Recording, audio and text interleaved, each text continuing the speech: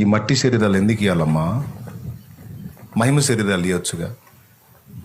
సైతాన్ చేత మనల్ని ఎందుకు శోధింపబడనీయాలమ్మా? ఆ పరిస్థితి రాకుండానే ఆపాలి కదా. అంత ప్రేమ ఉన్నాడు అసలు ఈ మట్టి లోకంలో ఎందుకు పుట్టించాడమ్మా? మహిమలోనే పుట్టించవచ్చుగా. మీరు చెప్పండి, ఇప్పుడు చెప్పండి. దేవుడికి మనం అంటే చాలా ప్రేమ అంటే అందరూ చేతులు ఎత్తారు. ఎంత ప్రేమ అంటే చచ్చిపోయేంత ప్రేమ నేను కూడా అన్నాను. ఏం బ్రదరు? అంత ప్రేమ ఉన్నాడు అసలు ఈ లోకంలోకి ఎందుకు పుట్టించాలి మనల్ని? ఇదేమన్నా స్థిరమైన లోకమా? శాశ్వతమైన లోకమా? కాదు కదా. అస్థిరమైందే కదా, నశ్వరమైందే కదా, తాత్కాలికమైందే కదా. దేవదూతలనేమో మహిమతో చేశాడు, మనల్నేమో మట్టితో చేశాడు. అదే కదా ఆదికాండం 2:7 చెప్పే సాక్ష్యం. దేవుడైన యెహోవా నేలమంటి నుండి నరుని నిర్మించి వాని నాసికారంధ్రములలో జీవవాయువును ఊదగా నరుడు జీవాత్మాయను. మంటి నుండి చేశాడు. సరే, ఇచ్చిన బాడీ ఏమన్నా శాశ్వతంగా ఉండే శరీరం ఇచ్చాడా? రోగాలకు అవకాశం ఉండే శరీరం, బాధలకు అవకాశం ఉండే శరీరం, శ్రమ పొందడానికి అనుకూలమైన శరీరం, ఇట్లాంటి శరీరం ఇచ్చి మీరంటే నాకు చాలా ఇష్టం అంటే నాకు డౌట్ అవుతుంది యేసయ్య. మహిమతో చేసి ఉంటే ఎంత బాగుండు మమ్మల్ని మొత్తాన్ని.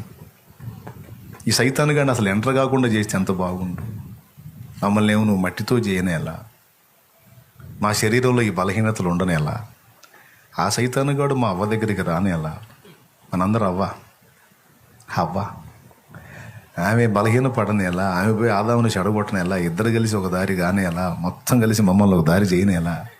మాకు ఈ బాధలు ఎలా, అప్పులు ఎలా, రోగాలు ఎలా, తిప్పలు ఎలా, కష్టాలు ఎలా, కన్నీళ్ళు ఎలా? మమ్మల్ని మిగులు ప్రేమిస్తున్నావు కదా. అంటే పరిశుద్ధ గ్రంథంలోనే ప్రతి ప్రశ్నకు సమాధానాన్ని దాచిపెట్టాడు ఆయన. దేవదూతలను లక్ష్య పెట్టినట్టు మనల్ని లక్ష్య పెట్టట్లా దేవుడు.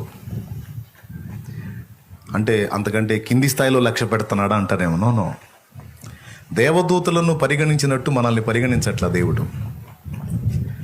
దేవదూతల కంటే ఎక్కువైన వారినిగా మనల్ని పరిగణించాడు ఆయన. దేవదూతల కంటే ఎక్కువ అంతస్తులోకి మనల్ని చేర్చాలని నిశ్చయించాడు ఆయన. అందుకే దేవదూతల కంటే తక్కువ వాళ్ళనిగా చేశాడు. వాళ్ళకంటే ఎక్కువ వారినిగా చేయాలనుకుని వాళ్ళకంటే తక్కువ వాళ్ళనిగా చేయటం ఏంటనేది కొంచెం కన్ఫ్యూజ్గా ఉంటుంది. టెన్షన్ పడవాకండి, క్లారిటీ ఇస్తా. వాళ్ళకంటే ఎక్కువైన వాళ్ళం మనం కావాలి అంటే వాళ్ళకి లేని అనుభవాలు మనకు ఉండాలి. వాళ్ళకంటే ఎక్కువైన వారముగా ప్రభుతో పాటు ఆయన పక్కన కూర్చోవాలంటే వాళ్లకు లేని ట్రైనింగ్, శిక్షణము మనకు ఉండాలి. వాళ్ళు దూతలు, కానీ మనల్ని తన కుమారుని సహవాసమునకు సమాన హక్కిచ్చి, సారూప్యతనిచ్చి, ఈక్వల్ కేడర్ ఇచ్చి, ఆ కుమారునికి ఎంత విలువ ఉందో తండ్రి దగ్గర అంత విలువ మనకు కూడా ఇవ్వడానికి మనందరినీ కూడా స్పెషల్గా రెడీ చేసుకున్నాడు ఆయన. ఇది చాలా గుర్తించుకోవాల్సినటువంటి విషయం. చాలామంది భూమి మీద అనుభవిస్తున్న బాధలను బట్టి, వేదనలను బట్టి, నష్టాలను బట్టి, కష్టాలను బట్టి కృంగిపోయి కుమిలిపోయి దేవుణ్ణి సణిగి గొణిగి పగబట్టావా? నేనంటే ఇంత ద్వేషమా నీకు? ఏం తక్కువ చేశాను? ప్రార్థన చేసుకుంటున్నాగా, కానుక ఇత్తనాగా, బాప్తీసం కూడా పొందాగా, నాకు ఈ బాధలు పోవట్లేదు ఏంది? చెడిపోయిన వాళ్ళు బాగానే ఉన్నారు, నేను ఇంత నీతిగా బతుకుతూ నాకు ఈ బాధలు ఏందో అని ఏడుతాం కదా. డైలీ మనం చేసే పనులు అప్పుడప్పుడు. అవునా? తిట్టుకోమా? దేవుడికి కూడా న్యాయం లేదండి. ఎందుకు ఉంటుంది? చెడిపోయిన వాళ్ళనే బాగా దీవిస్తున్నాడు. నీతి నియమాలు కలిగి ఉంటేనేమో, అన్నీ బిగబట్టుకొని కూర్చుంటేనేమో అగసాట్లు పాలు చేస్తున్నాడు. ఓ ఎన్ని మాటలో. వాస్తవం ఏంటంటే దేవదూతలు దూతలే మనల్ని కుమారులుగా, కుమార్తెలుగా తన సింహాసనం ముందు కూర్చోబెట్టుకోవాలని కోరికట ఆయనకి. దేవుని సింహాసనంలో మట్టి పురుగా ఎక్కడుంది? దేవుడు తన సింహాసనంలో మనల్ని కూర్చోబెట్టుకోవాలనుకున్నాడని ఎక్కడుంది అని డౌట్ వచ్చింది. ప్రకటన గ్రంథం 3వ అధ్యాయంలో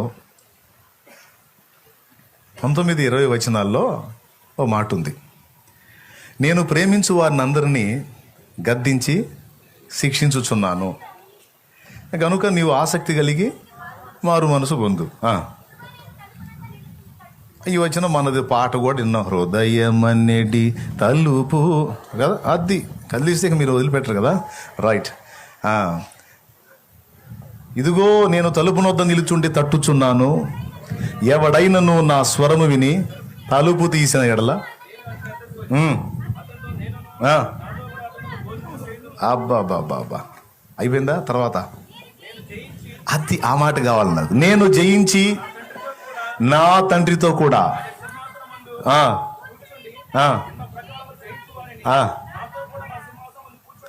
అద్దుగో.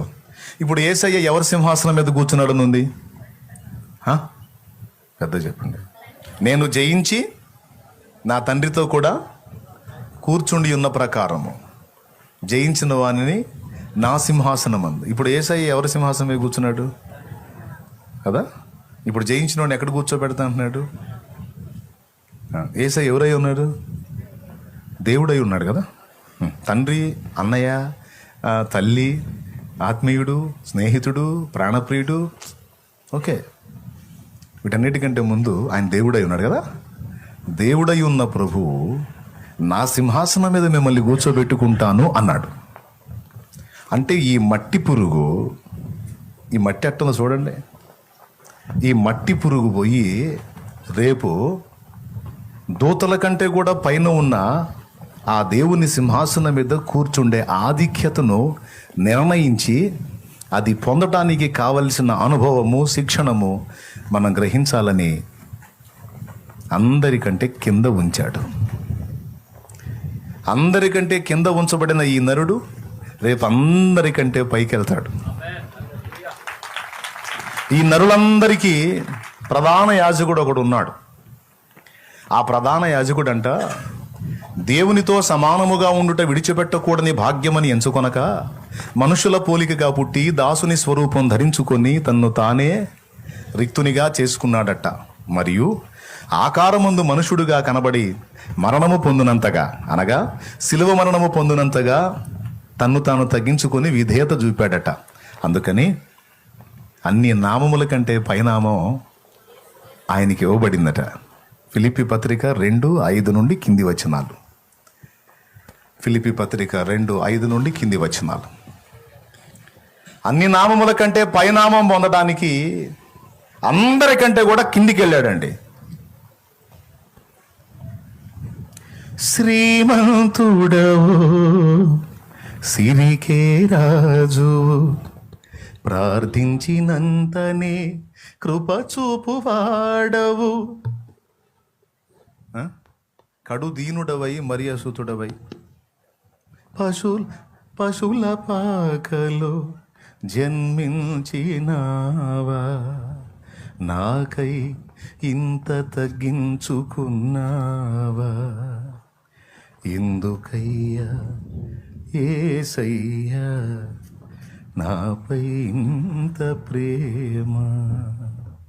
దేవునికి మహిమ. అంతేకాదు, అన్నిటికంటే కింద మానవుడు ఉంటే మానవుడి కింద పాతాళం ఉంది, అక్కడ కూడా పోయొచ్చాడు. అంటే నరుల పాదాల కిందికి కూడా పోయొచ్చాడు. అందుకే ఎవ్వరూ తగ్గించుకోలేనంత యేసయ్య తగ్గించుకున్నాడు. అందుకే అన్ని నామముల కంటే పైనామం ఆయన పొందాడు. ఆమేన్. మన ప్రధాన యాజకుడు, మనకంటే ముందున్నవాడు పొందిన అనుభవాలు మనం కూడా పొందితేనే ఆయన పక్కన కూర్చోడానికి అర్హత. స్తోత్రం. అసలు ఇప్పుడు మనం ఎదుర్కొంటున్న అనుభవాలన్నిటి కారణం అదేనండి. 100 ప్రసంగాలు అలా సింపుల్. ఇది ఒక్కటి ఎక్కిందంటే మైండ్కి ఎన్ని బాధలైనా లెక్క కూడా చేయవు నువ్వు. దేవునికి మహిమ. ఏమంటావు? పక్క ఆయన ఏ అనుభవాలు పొందాడు? ఆ మహిమను వదిలిపెట్టి ఈ మట్టి లోకానికి వచ్చి ఇక్కడ మనుషుల చేత అవమానాలు పొంది, తిరస్కారాలు పొంది ఎంత భేదవాడిగా జీవించాడండి. ఈరోజు మనం కొద్దిగా డిగ్నిటీ తగ్గితే తట్టుకోలేము. మన ఇంట్లో మార్బల్ బండ మీద అంత డస్ట్ కనపడితే చీచి ఏంటి చండాలం అంటారు కదా. దేవునికి స్తోత్రం. నిలవరమైన నీడ లేదు. శాస్త్రకుడు, ప్రభువా నువ్వు ఎక్కడికి పోతే అక్కడ నేను కూడా వస్తాను నీతో అంటే, నాతో వస్తావా? నక్కలకు బొరియలను ఆకాశ పక్షులకు నివాసములు కలవు కానీ మనుష్య కుమారునికి తలవాల్చుకున్నట్టుకైనా స్థలం లేదు కోనాయన అన్నాడు. అంటే నిలవరమైన నివాసం నాకు లేదన్నాడు. తనది కాని దోనె, సీమోను దోనెని అడిగి ఎక్కి కూర్చున్నాడు. అంత మాత్రం. తనది కాని గాడిద తెప్పించుకొని దాని మీద యెరూషలేముకి వెళ్ళాడు. ఆఖరికి సిలువలో ప్రాణం పెట్టినప్పుడు, సిలువ మోసేటప్పుడు కూడా తనది కాని సిలువనే మోసాడు. అది మన సిలువ, మనది, ఆయన మోసాడు. ఆఖరికి చనిపోయి సిలువ మీద ప్రాణం పెట్టినప్పుడు, సమాధి చేయబడినప్పుడు కూడా తనది కాని సమాధిలో పెట్టబడ్డాడు. ధనవంతుడైన అరిమతయి యోసేపు సమాధిలో నజరేయుడు యేసు దేహం ఉంచబడింది. పైనున్న అంగీని కూడా చీట్లు వేసి పంచుకున్నారు. అంటే ఒంటి మీద ఉన్నటువంటి దేహాన్ని కప్పే వస్త్రము సైతం యేసుకు లేదు. తన దారిద్ర్యము వలన మనమందరము ఐశ్వర్యవంతులము కావాలని మన అందరి నిమిత్తము శ్రీమంతుడు అద్వితీయుడైన ఆ ప్రభు దరిద్రుడాయను. ఆఖరికి ఆ వస్త్రాన్ని కూడా ఉంచలేదు. ఆఖరి రక్తపు బొట్టు వరకు తన స్వార్థానికి ఒక చుక్క కూడా ఉంచుకోకుండా మొత్తం మన కోసమే దారపోశాడు.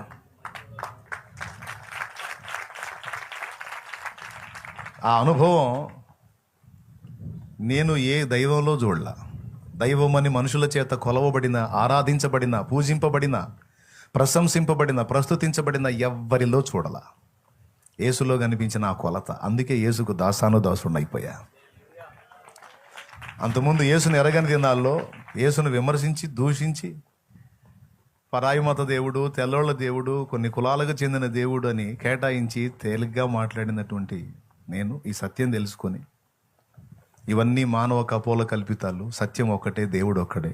ఆ దేవుడు, ఆ కొలతలన్నీ కలిగిన వాడు నజరేయుడుగు యేసు. అంత మాత్రం క్వాలిటీస్ ఇంకెవ్వరిలో లేవు. అంతకు మించిన వ్యక్తి ఎవ్వరు కనపడలా. పర్ఫెక్ట్. కాబట్టి యేసయ్య మహిమను వదిలిపెట్టాడు, మట్టి లోకంలోకి వచ్చాడు, ఇక్కడ ప్రాణం పెట్టాడు, ఎంతో బీదవాడుగా జీవించాడు, సమాధి చేయబడ్డాడు. 3వ నాడు ఈ సమాధి చేయబడ్డప్పుడు భూగర్భంలోకి వెళ్ళాడు. ఆరోహణం ఆయన అనగా భూమి యొక్క కింది భాగములకు దిగిపోయినని అర్థం ఇచ్చుచున్నదే కదా అన్నాడు ఎఫెసీ పత్రిక. ఎందులో అన్నాడు? 4లో అన్నాడా? 4లోనే అన్నాడు. అంటే భూమి అన్నిటికంటే కింద భూమి, అంటే భూమి కిందకి వెళ్ళాడు. ఇంత తగ్గించుకున్నాడు గనుకనే అంత హెచ్చింపబడి ఇప్పుడు మన ప్రధాన యాజకుడు మనకంటే ముందుగా వెళ్ళాడని పెద్దన్న పాడాడు. మహాపరిశుద్ధ స్థలములో చేర్చును మన యేసయ్యా రక్తము. మహాపరిశుద్ధ స్థలములో చేర్చును మన యేసయ్యా రక్తము. మన ప్రధాన యాజకుడు మన కంటే ముందుగా వెళ్ళెను. మన ప్రధాన యాజకుడు మన కంటే ముందుగా వెళ్ళెను. యేసు రక్తము, రక్తము, రక్తము, యేసు రక్తము, రక్తము, రక్తము, అమూల్యమైన రక్తము, నిష్కలంకమైన రక్తము, అమూల్యమైన రక్తము, నిష్కలంకమైన రక్తము, యేసు రక్తము, రక్తము, రక్తము. ఆమేన్. యేసు రక్తము, రక్తము, రక్తము. దేవునికి మహిమ. ఎవరు మన ప్రధాన యాజకుడు? మనకంటే ముందు వెళ్ళిన వాడు ఎవరు? నెక్స్ట్ మనం పోతాం వాడికి. ఆయన పొందిన అనుభవాలు, ఆయన పిల్లలంగా మనం కూడా తప్పనిసరిగా పొందాలి. పరిశుద్ధ పరచువానికి పరిశుద్ధ పరచబడువానికి నీ ఒక్కటే మూలం అన్నాడు. హెబ్రీ పత్రిక ఒకసారి తీసుకోండి. హెబ్రీ పత్రిక 2వ అధ్యాయము 11వ వచనం చదువు. పరిశుద్ధపరచు వారికిని పరిశుద్ధపరచబడు వారికిని అందరికీ ఒక్కటే మూలము. కొంచెం పైకి చదివి ఏం పోయింది? 2వ అధ్యాయం 10వ వచనం. ఎవరి నిమిత్తము సమస్తమును ఉన్నవో, ఎవని వలన సమస్తమును కలుగుచున్నవో, ఆయన అనేకులైన కుమారులను మహిమకు తెచ్చుచుండగా వారి రక్షణకర్తను. మన రక్షణకర్త ఎవరండి? శరణు శరణు మా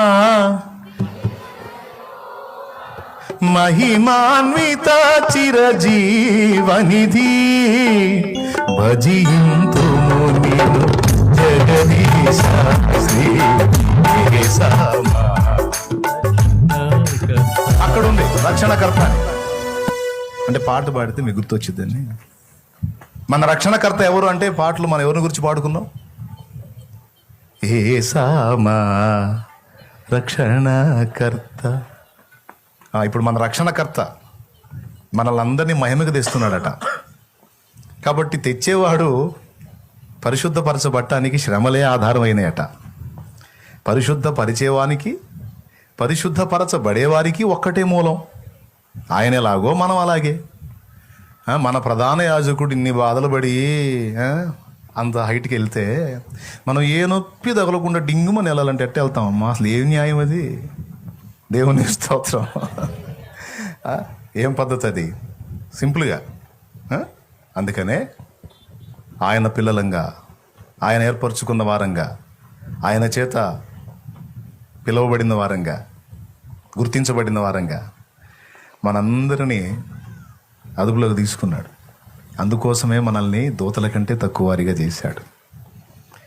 ఇంకా చెప్పాలంటే సింపుల్గా ప్రసంగి గ్రంథం 1:13 మీరు చదవగలిగితే చాలా క్లియర్గా ఉంటుంది. అక్కడ ప్రసంగి గ్రంథాన్ని చాలామంది పట్టించుకోరు.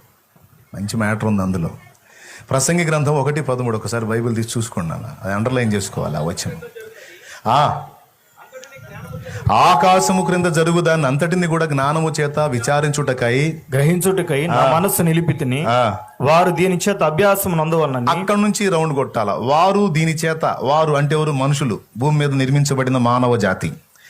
వారు దీని చేత అభ్యాసం అన్న కాడ పుట్టినోట్లో శిక్షణము అని ఉంటుంది, ఇంగ్లీష్లో ట్రైనింగ్. వారు దీని చేత ట్రైనింగ్ పొందాలని లేక శిక్షణ పొందాలని దేవుడు మానవులకు ఏర్పాటు చేసిన ప్రయాసము బహు కఠినమైనది. ఓకేనా? ఎందుకు ఇంత కష్టమైనటువంటి జీవితాన్ని ఇచ్చాడు, ఇలాంటి మట్టి లోకంలో పుట్టించాడు, ఈ ఎగచాట్ల మరి బతుకులేంటి అన్న ప్రశ్నకి సమాధానం ట్రైనింగ్ కోసం నానా అంటాడు. శిక్షణ కోసం. ఆ అనుభవం లేకపోతే, ఆ ట్రైనింగ్ లేకపోతే రేపు నా పక్కన కూర్చోడానికి అర్హత పొందవు, నా సింహాసనంలో కూర్చొని పాలించడానికి యోగ్యత పొందవు. ఆ యోగ్యత నీకు రావాలంటే నువ్వు నా కొడుకువి కూతురివి అవగానే సరికాదు. దానికి తగ్గ అనుభవాలు, శిక్షణము నీకు అవసరం. అవి పొందితే అంతే కదండి. రాజుగారు కొడుకు అన్నంత మాత్రం తీసుకెళ్లి సింహాసనం ఎక్కిస్తే రాజ్యం ఒకదారి అయిపోద్ది. ఎందుకంటే వాడికి ఏం తెలియదు, అసలు వ్యూహం తెలియదు, న్యాయ తీర్పు తెలియదు, శత్రువుల యొక్క యుక్తులు తెలియవు, ఏమీ తెలియవు. రాజుగారు కొడుకు అంతే, పోయి సీట్ ఎక్కిచ్చారు. ఇంకా రాజ్యం ఉంటుందా? తీర్పు తెచ్చడం వాడి చేత కాదు. ఇద్దరు తన్నుకొని వస్తారు, ఎవడి తప్పో తెలియదు. ఏం చెప్పాలి అంటాడు. ఇప్పుడు పక్కన ఉన్నోడు ఏది చెబితే అది తినాలి. దేవునికి మహిమ. అంతేగా? పక్కనున్నోడు ఏది చెబితే అది తినాలి. సరే అట్లంట, నువ్వు తప్పు నువ్వు ఒప్పు. మహారాజా నేను అన్యాయం అయిపోయినోడిని, వాడు అన్యాయం చేసినోడు, పైగా నన్ను తన్నినోడు, నువ్వు వాడి పక్షంగా అట్లా అనకూడదు, నేను తీర్పు తీర్చాను అంతే. ఏంటి వీడు నాకు ఎదురు చెబుతాడు, దాన్ని ఉరి తీసేసేయండి అంటాడు. ఇక బయట శత్రువు వచ్చి తంతం కదా, రాజ్యమే దాన్ని బయటకు దనివిది వీడిని. అంతే కదా, దిక్కుమాలను పరిపాలన చేస్తాడు వాడిక. దేవునికి స్తోత్రం. వందనాలు పాస్టర్ గారు, దైవజనులకు వందనాలు. ఏమంటారండి మీరు? అవునా కదా, ఏం పాలన చేస్తాడు? కాబట్టి ఇప్పుడు రాజుగారు కొడుకు అవగానే సరికాదు, వాడు అనుభవాలు పొందాలి. అందుకని ఆడ 10 ఏళ్ళు వచ్చిన దాకా ఆడిని సాగించుకొని ఇస్తారు. ఆడిష్టం, ఆడు ఏం లేదు, నేను నడవను, నన్ను ఎత్తుకొని తిప్పండి అంటే, మహారాజా యువరాజు వారు ఎత్తుకోమంటున్నారు, నా కుమారుడు కొరితే ఎత్తుకోండి, చాలా దూరం తీసుకెళ్ళను, అవసరమైతే 100 మంది ఉండండి 10 ఏళ్ల వరకు వీడి ఆటలు అట్నే సాగుతాయి. తర్వాత ఇక వాడు అనుభవం పొందాల్సిన వయసు వచ్చినాక రాజే తీసుకెళ్ళి ఎక్కడ వదిలిపెడతాడు తెలుసా? గురువు దగ్గర వదులుతాడు. అక్కడ హంసతులిక తల్పాలుండవు, అక్కడ పంచభక్షాలు ఉండవు. అడవిలో నేల పడక కందమూలాలు తినాలి, పుల్లలు ఎరక రావాలి. నైట్ ఈడు వండుకుంటే అంతకుముందు అందరూ కాళ్ళు వస్తారు ఇంట్లో సేవకులు, ఇప్పుడు గురువు వండుకుంటూ ఈడు కాళ్ళు వత్తాలి. ఎంత రివర్స్ అనమాట. అప్పటి అనుభవాలన్నిటికీ ఆపోజిట్ అనుభవాలు వస్తాయి. ఇన్ని బాధలు పడితే కానీ వాడికి అనుభవాలు నేర్పడవు. ఇక వాడు విలువిద్య నేర్చుకుంటాడు, కత్తి యుద్ధం, కర్రసాము, మల్ల యుద్ధం, అన్ని యుద్ధాలు నేర్చుకొని అంతా రెడీ అయిన తర్వాత అప్పుడు రాజు కబురు చేస్తాడు, మీ వాడు రెడీ అయ్యాడండి, ఇంకా తీసుకెళ్ళానంటే అప్పుడు రథాలు వేసుకొని మంది మార్బాలను వేసుకొని సైన్య సమూహాలను వేసుకొని యువరాజు వారు అన్నిట్లో జయించి రాజ్యమునకు రాబోతున్నారు, ఇక రెండో అని అందరిని తీసుకొని వస్తాడు. అప్పుడు దాకా ఈ అగసాట్లు కాదు. ఎక్కడ? అరణ్యపు అనుభవంలో. భూమి మీద ఉన్న మనందరం అరణ్య యాత్రలోనే ఉన్నాం. అరణ్య యాత్రలోన నా దాగు చోటు నీవే, నా నీటి ఊట నీవే. అరణ్య యాత్రలోన నా దాగు చోటు నీవే, నా నీటి ఊట నీవే. అతి కాంక్షణీయుడా ఆనుకొనెద నీ మీద, అతి కాంక్షణీయుడా ఆనుకొనెద నీ మీద. నా యేసు రాజా, నా ఆరాధ్య దైవమా, ఆరాధ్య దైవమా, నా స్తోత్ర గీతమా, నా స్తోత్ర గీతమా, ఆరాధ్య దైవమా. నా యేసు రాజా, రాజా, రాజా, రాజా, రాజా, రాజా. ఆమేన్. యేసు రాజా, రాజా, రాజా, స్తోత్రం. యేసు రాజా,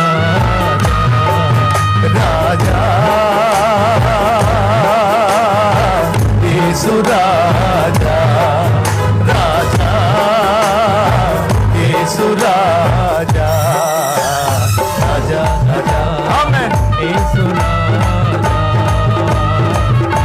రాజా, స్తోత్రం. యేసు రాజా.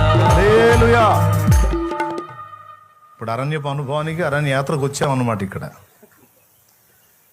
మనం గ్రహించాల్సింది ఏంటంటే ఎక్కువ కాలం ఉండవు, ట్రైనింగ్ అయిన దాకే ఉంటాం. ట్రైనింగ్ ఎక్కువ, సర్వీస్ ఎక్కువ? పెద్ద చెప్పండి. అంతే కదా, ట్రైనింగ్ టైం ఎక్కువ, సర్వీస్ టైం ఎక్కువ. సుమారు సర్వీస్ టైం ఎంత ఉండొచ్చు? అవునా, మినిమం 30 ఏళ్ళు పైచిలు కదా. ట్రైనింగ్ మహా అయితే 6 నెలలు, సంవత్సరం. ఇంకా పెద్దది అనుకుంటే 2 ఏళ్ళు. డేంజర్ అనుకుంటే వీడికి ట్రైనింగ్ తక్కువ ఏంటంటే వీడు అందరిని గాయ చేస్తాడు అనుకుంటే 2 సంవత్సరాలు. స్తోత్రం. అవునా కదా. ఈ 2 ఏళ్ళు ట్రైనింగ్ పొందితే దగ్గర 30 ఏళ్ళు సర్వీస్. 2 ఏళ్ళు ఎక్కడ, 30 ఏళ్ళు ఎక్కడ. అందుకే కొద్ది కాలపు జీవితాన్ని భూమి మీద ఇచ్చాడు. అందుకే కొద్ది కాలపు జీవితానికి సరిపోయిన శరీరాన్ని ఇచ్చాడు. అంతేకాదు ఈ శరీరంలో ఉండి పడాల్సిన బాధలన్నీ పడి పొందాల్సిన అనుభవాలన్నీ పొందడానికి అనువైన పరిస్థితులు ఈ లోకంలో ఏర్పరిచాడు. ఈ మొత్తం కలిసి మనల్ని ట్రైనప్ చేయడానికి అనేది దేవుని వాక్యం స్పష్టంగా చెప్తుంది. ఈ అనుభవ సారం మనం గడించకపోతే రేపు దేవుడు సృజించబోతున్నటువంటి ఆ నూతన ప్రపంచాన్ని మనం పరిపాలించలేము. మనల్ని మరి ఏందనుకుని ఎట్టేర్పరిచాడు అనుకున్నాం? రాజులైన యాజకులకు ఏర్పరిచాడు. ఇంటానికి బాగానే ఉంటుంది, రాజులు యాజకులు అని. ఏది మా రాజ్యాలు అయ్యి ఉన్నాయని తాకట్లు పెట్టుకుంటున్నాం అని కొంతమంది ఫీలింగు. పాటేమో రాజవంశములో ఏర్పరచబడిన వంశమును రాజులైన యాజకులుగా చేసితివి. ఏర్పరచబడిన వంశమును రాజులైన యాజకులుగా చేసితివి.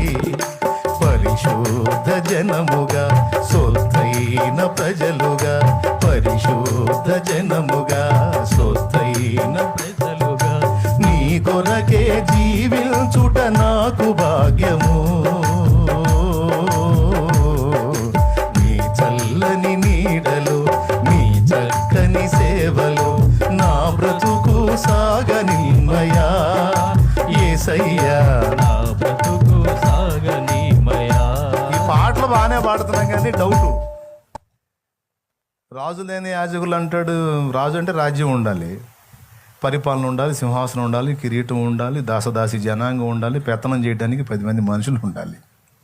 ఇక్కడ అందరు మనల్ని పెత్తనం చేస్తున్నారు, అందరు మన మీద ఏలుబడి చేస్తున్నారు. మనం న్యాయం చేసినా సరే మన మీద దుర్మార్గం చేస్తున్నారు. ఇప్పుడు మన పరిస్థితులు చూస్తే దాసుల్లాగా ఉంది కానీ రాజుల్లాగా లేదు. కానీ చర్చికి పోతే మాత్రం ముందు ఈ పాట ఎత్తుకుంటారు. రాజవంశములో యాజకత్వము. మళ్ళీ పాటలు ఎక్కువైతే ఎక్కువ మాటలు చెప్పలేను, అందుకని జస్ట్ అట్లా అందించి వదిలేస్తాను. పాట మీకు గుర్తుపెట్టుకోండి, ఇంటికి పోయి పాడుకోండి. స్తోత్రం. రాజవంశంలో యాజకత్వం చేస్తానని రాజులం అని చెప్పుకుంటున్నాం కానీ దాసులంలాగే బతుకుతున్నాం. రాజ్యాలు లేవు, కనీసం సొంత ఫ్లాట్ కూడా లేదు, అద్దెళ్ళదో ఇరుగుతున్నాం. కొంతమంది ఈ ఇల్లు మరి ఆ ఇల్లు, ఆ ఇల్లు మరి ఆ ఇల్లు. అయితే అందులో కూడా బిల్డప్ ఇవ్వచ్చు. మనశాంతి పొందాలంటే ఎందులోనైనా పొందొచ్చు. సొంత ఇంటి వాడికి ఎప్పుడు ఒకటే ఇల్లు, మాకు రాజులైన యాజకులు నిరంతర గృహాలు మారుతానే ఉంటాయమ్మా. ఇంటోడికి కోపం వచ్చినా మాకు చీదరేసిన దేవునికి స్తోత్రం కలిగిన. ఇంటోడికి కోపం వస్తే మర్యాద ఖాళీ చేయండి అంటాడు. నువ్వు ఖాళీ చేయమనేది మేమే చేస్తాం, మాకు నచ్చలేదు ఈ గృహం. నిజంగా అండి, ఇంటికి ఏ రిపేర్ వచ్చింది మనం చేస్తాం, వాళ్ళు చేస్తారా? ఫోన్ చేస్తా, ఏంటి నీళ్లు కారుతున్నాయి ఏంటి అంట. సార్ వస్తా సార్, వచ్చి చేపిస్తా సార్. మోటార్ చెడిపోయిందా ఏంటి సార్, వస్తా సార్. మనకి ఇల్లు ఇచ్చిన వాడు దాసుడు, ఇంట్లో అద్దెకుండే మన యజమానులు. బిల్డప్ చేయాలంటే అట్టుకోటి ఇవ్వచ్చు, ఇబ్బంది ఏం లేదు. అప్పు తీసుకున్నవాడు కూడా ఏం వేదన పడాల్సిన అవసరం లేదు. తీసుకునేటప్పుడు నేను దాసుడిని, ఇచ్చినప్పుడు పొందేవాడు దాసుడు. నేను ఇస్తే కదా వాడు తీసుకునేది. వాస్తవం చెప్పండి, మనకి అప్పు ఇచ్చేటప్పుడు మనం వినయంగా తప్పకుండా అసలు భలే పనే అమ్మ, అస్సలు 3 నెలల్లో మొత్తం అసలు ఈ హ్యాండ్ ఎట్లా వచ్చింది, ఈ చేయి ఎట్లా వచ్చింది, బెండ్ అయిపోయి. అవునా కదా? ఇచ్చేవాడేమో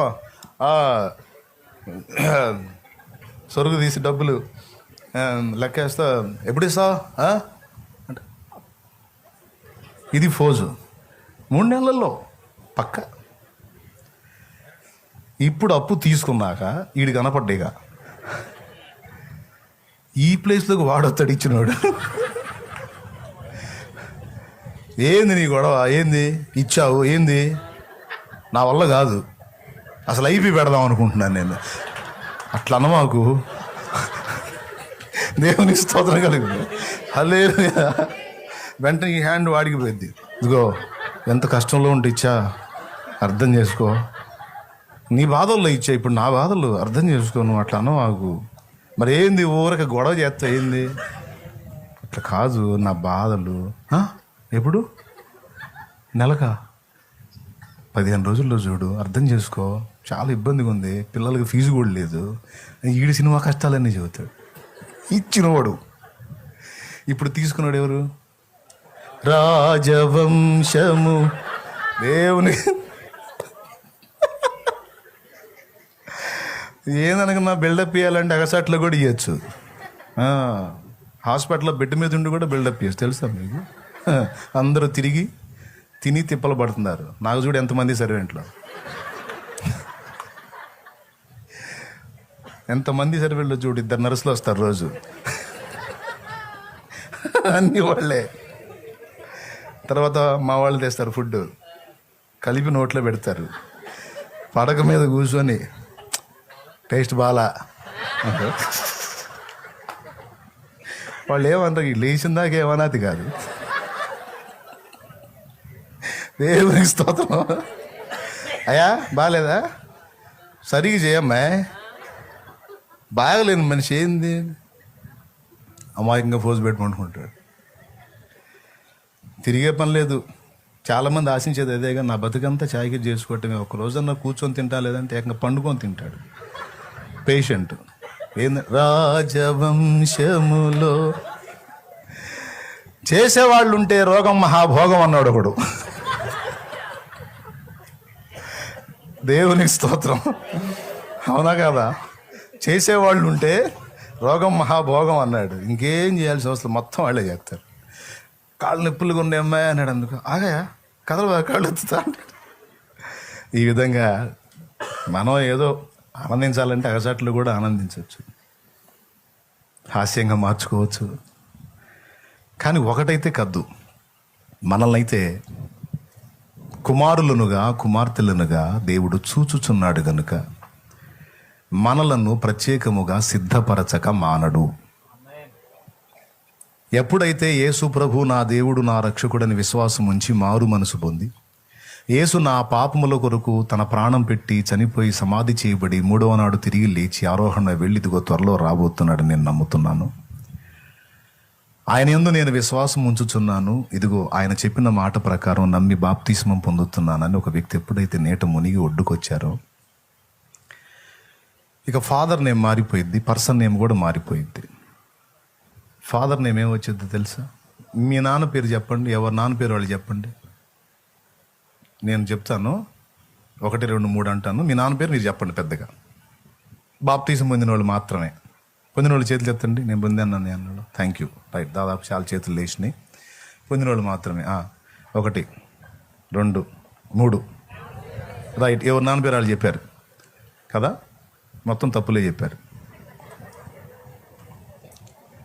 బాప్తిస్మం పొందకముందు నువ్వు చెప్పిన పేర్లన్నీ, బాప్తిస్మం పొందినాక మీ నాన్న దేవుడు, అది వాస్తవం. అంటే నేను నా సొంత మాటలు చెప్ప, లేఖనం. తన్ను ఎందరు అంగీకరించిరో, యోహాను సువార్త 1వ అధ్యాయము 12వ వచనం ఒకసారి చూడండి. యా అది ఒక్కసారి చూడండి, తీసి అండర్లైన్ చేసుకోండి. తనను ఎందరు అంగీకరించిరో, ఆహా అయిపోయింది. తన నామమందు విశ్వాసం ఉంచిన వారందరికీ దేవుని పిల్లలగుటకు ఆయన అధికారము అనుగ్రహించెను. దేవునికి మహిమ. ఒక్కసారి మీరు ఇది కూడా చూడాలి. హెబ్రీ పత్రిక 12వ అధ్యాయము 7-8 వచనాలు ఒక్కసారి చూడండి త్వరగా. హెబ్రీ 12 శిక్షాఫలము పొందుటకై మీరు సహించుచున్నారు. దేవుడు కుమారులనుగా మిమ్మును చూచుచున్నాడు. తండ్రి శిక్షింపని కుమారుడెవడు? కుమారులైన వారందరూ శిక్షలో పాలు పొందుచున్నారు. మీరు పొందని ఎడల దుర్బీజులే గాని కుమారులు కారు. ఇప్పుడు మనల్ని దేవుడు ఎలా చూస్తున్నాడంట? అందరు నోరు తెరిచి చెప్పండి. ఆడపిల్లలైతే కుమార్తెలుగా, మనందరినీ కుమారులుగా కుమార్తెలుగా దేవుడు చూస్తున్నాడు. ఎప్పుడు మనం కుమార్తెలమయ్యాం? ఈ లోకం వద్దు, ఈ లోకాశలు వద్దు, ఈ సైతాన్ గవర్నమెంట్ వద్దు, నాకు దేవుని గవర్నమెంట్ కావాలి, నేను దేవుని పరిపాలనకు లోబడాలి అని ఇన్ని ఆకర్షణలు నిండిన ఈ ప్రపంచంలో ఎన్నో నిన్ను వెనక లాగుతున్నా అన్నిటినీ తెగించి నువ్వు రక్షణ పొందేవు చూడు, అక్కడ నీ దమ్ము బయటపడింది. అక్కడ నీ బలాత్కారాన్ని గుండె దిట్టవు. బలాత్కారులే దాన్ని ఆక్రమించుకొనుచున్నారన్నాడు పరలోక రాజ్యాన్ని. ఎన్నో నిన్ను వెనక్కి లాగుతున్న అన్నిటినీ తెంచుకొని బలవంతంగా ప్రవేశించావు చూడు, అక్కడ నీ బలం అర్థమైంది. దేవునికి స్తోత్రం కలుగును గాక. నీ తెగింపు, నీ గుండె ధైర్యం, నీ మొండితనం, నీ తీర్మానం. నువ్వు ఆ యేసుప్రభు దగ్గరికి పోతే క్యాస్ట్లోంచి నిన్ను కమిటీలో నుంచి తీసేస్తూ ఉంటే, మీరు మీ కమిటీ మోక్ష నగరు మా పుట్టిల్లు, ముఖ్య దూతల్ మా స్నేహితులు, ఖ్యాతి సభలో మేముండగను, ఘనతాలిక మాకేమీ కొదువా. యెహోవా మా తండ్రి కాడా, యేసుడు మాయన్న కాడా, యెహోవా మా తండ్రి కాడా, యేసుడు మాయన్న కాడా. తర్వాత పాడుకుందాం. Gold songs super. ఓల్డ్ రా, మీ కులం మీ కమిటీ మీ బాగుందా? లేకపోతే ఏమైంది? లేకపోతే ఏమైంది? దిక్కు లేదా ఏంది? దూతలే మా స్నేహితులు, మా కమిటీ వేరే, అసలు మా కమిటీ ఇక్కడది కాదు అక్కడిది. అంటే నన్ను వదిలేసినా పర్వాలా, మీరు అందరూ వదిలేసినా పర్వాలా, నాకు యేసయ్య ఒక్కడు చాలు అని తెగించి దమ్ము చేశావు కాబట్టి రక్షణ పొందగలిగావు. లేకపోతే చర్చికి వచ్చి కూడా కొంతమంది ఏమీ లేదండి మా క్యాస్ట్ వాళ్ళు ఏమన్నా అంటారేమని భయంగా ఉంది. పాపం ఒకసారి ఓ తల్లి అయితే నా దగ్గర మొర పెట్టుకుంది. మరే అంది. ఏందన్నా? మరే నేను అది పొందుతా అంది. ఏందన్న? బాప్తీసం పొందుతా కానీ నా శవాన్ని మా వాళ్ళకి ఇస్తావా అంది. అని నేనేం బ్యాంకులో వేసుకుంటున్నా ముసలమ్మ, నేనేం చేసుకుంటాను ఆ శవం? మరి నువ్వేమో చెబుతున్నావు, బాప్తీసం పొందాలా, యేసయ్య బిడ్డ అవ్వాలా, లేకపోతే పరలోక రాజ్యం బావు, పాపాలు గడిగేసుకోవాలా, మారు మనసు పొందాలా, రక్షణ పొందాలని చెబుతుంటేనేమో నాకు ఆడికే పోవాలని ఉంది. కాకపోతే మా వాళ్ళు మళ్ళీ గొడవ వేసుకుంటారేమో అని, మరి శవాన్ని నువ్వు ఇస్తాననే పని అయితే అప్పుడు తీసుకుంటా ఉంది. పిచ్చిదాన్న, నువ్వు రక్షణ పొంది పోవాలే కానీ నేనేం చేసుకుంటాను, వాళ్ళ శవాన్ని వాళ్ళకి ఇస్తాలే, నాకు కావాల్సిన ఆత్మ దేవుని దగ్గరికి చేరిద్ది అంతే అని చెబితే పొందింది. వెళ్ళింది కూడా యేసయ్య దగ్గరికి, వెళ్ళిపోయింది. నేనేం చేసుకుని వాళ్ళ శవం వాళ్ళకి ఇచ్చేసాను. నేనేం చేసుకుంటాను? ఏందనుకున్నా మరి మనుషుల బాధలు. కబ్రస్థాన్లోకి రానిరని కొంతమంది, బంధులగడ్డలో ప్లేస్ ఉండదని కొంతమంది, కులంలోంచి లేస్తారని కొంతమంది. అసలు మనమేంది, మన కులం ఏంది, ఏందిరా నువ్వేందిరా అని కొంతమంది ఏం మాట్లాడతారో మా దగ్గర అండి. మీ దగ్గర కూడా అంతేనా? రైట్. అంతా తెగించారు, అడుగు ముందుకేశారు. అది కనిపెట్టాడు. ఆ తెగింపు, ఆ గుండె ధైర్యం, ఆ బలవంతంగా దేవుడిని హత్తుకోవటం అనేది ఎంతమంది చేస్తున్నారో సైలెంట్గా గమనిస్తున్నాడు. ఇంత ప్రపంచంలో ఎంతమంది అయితే ఈ ఆకర్షణలని, అడ్డుబండల్ని, అడ్డుగోడల్ని బద్దలు కొట్టుకొని ముందుకు పరిగెత్తారో, ఎప్పుడైతే ఆ రక్షణ అనుభవంలో పరిగెత్తాడు, అద్దుగోరా నా కుమారుడు అంటాడు, అద్దుగోరా నా కూతురు. దూతలారా సంతోషించండి, దూతలారా ఆనందించండి, అదుగో నా కుమారుడు, అదుగో నా కుమార్తె. అంత ఆకర్షణీయమైన లోకంలో, అన్ని అడ్డుబండల్లో నేను కావాలని పరిగెత్తిందిరా నా కుమార్తె, నేను కావాలని పరిగెత్తాడు నా కుమారుడు. రాయు అని పేరు జీవగ్రంథంలో. దేవునికి స్తోత్రం కలుగును గాక. విశ్వాసమును బట్టి మీరు వేసిన అడుగు, తీసుకున్న నిర్ణయం, చేసినటువంటి తెగింపు ఎగ్దం ఏం చేసేసింది తెలుసా? మిమ్మల్ని దేవుని కొడుకు కూతురయ్యే ఆధిక్యత ఇచ్చేసింది. ఇక నిన్ను దాసురాలిగా, మట్టి పురుగుగా, మట్టి మనిషిగా అట్లా చూడట్లా, సొంత కొడుకుగా, కూతురుగా తీసేసుకున్నాడు, స్వీకరించేసుకున్నాడు. అందుకే తండ్రి పేరు మారిపోయిందని చెప్పాను. ఇప్పుడు మీ ఫాదర్ నేమో ఆధార్ కార్డులో ఏదో ఉందో నాకు తెలియదులే, కానీ రియల్గా అయితే, లేఖనం ప్రకారం అయితే మీ తండ్రి దేవుడు. అందుకే దైవజనుల వాక్యం చెప్పేటప్పుడు ప్రియమైన దేవుని పిల్లలారా, దేవుని బిడ్డలారా అనే మాట వాడతారు. అలవాటుగా వాడతారని చాలామంది అనుకుంటారు. అసలు ఆ మాట ఎంత భయంకరమైన మాట తెలుసా? దేవుని కొడుక, దేవుని కూతురా అని అర్థం. అంటే అన్నయ్య మనకు అంత నాణ్యత లేదు కదా, అన్ని అష్టవంకర్లన్నీ మన దగ్గరే ఉన్నాయి కదా, మనం దేవుడు కొడుకు కూతురు అంటే ఏదో డౌట్గా. అనుభవసారం పొందనప్పుడు నువ్వు అంతే ఉంటావు. ఆయన కొడుకు కూతురు తగినట్టుగా బ్రతకవు, కానీ అనుభవసారం అంతా నీకు వంట పట్టించిన తర్వాత తప్పనిసరిగా ఆయన కొలతలన్నీ నీళ్ళకి వస్తాయి. నిన్ను అనుకున్న రీతిని చెక్కుకొనే తీసుకుంటాడు. దేవునికి మహిమ. మరి అందుకే చేతబట్టింది. మారు మనసు పొంది, బాప్తీసము పొంది, దేవుని కొడుకు కూతురయ్య అవంగానే ఇంకా వెంటనే తీసుకెళ్ళి సింహాసనం మీద కూర్చోబెట్టాడు. అప్పటి నుంచి ఇక ట్రైనింగ్ స్టార్ట్ అయింది. అప్పటి నుంచే స్టార్ట్ అయింది. అదే నాన్న నాకు కూడా డౌట్, బాప్తీసం పొందకముందు బాగానే ఉన్నా నాన్న, పొందిన కాడ నుంచే కష్టాలని అర్థం. మరి ఎప్పుడే కదా సారి మీదకి ఎక్కింది మట్టి ముద్ద. సారి మీదకి ఇప్పుడు ఏం చేసింది? బాప్తీసం ముందర మట్టి ముద్ద సారి మీదకి ఎక్కింది. ఇక తిప్పుతాడు చక్రాన్ని. తిప్పి ఆయన అనుకున్న షేపులోకి ఈ మట్టి ముద్దను తీసుకొని రావాలి. ఎంత విలువైన పాత్రగా చేయాలంటే అంత రిస్క్ చేయాలి. ఇప్పుడు ఈ మట్టి ముద్ద నాకు ఈ బాధలు ఏం వద్దు, నాకు అంత రిస్క్ నేను చేయలేనంటే ఒక లోటాలాగా చేసి పక్కన పెడతాడు. వాష్రూమ్లో వాడతారే, అంతవరకు చాలు, నాకు ఎక్కువ వద్దు నాయన, నేను ఈ బాధలు పడలేనంటే ఓకే నేను ప్రార్థన చేస్తా, అట్నే అవుతావు. అంటే ఆ కింది స్థాయి వస్తుంది నీకు. లేదు నాయన నేను నా ప్రభుతో కూడా ఏలాలంటావా?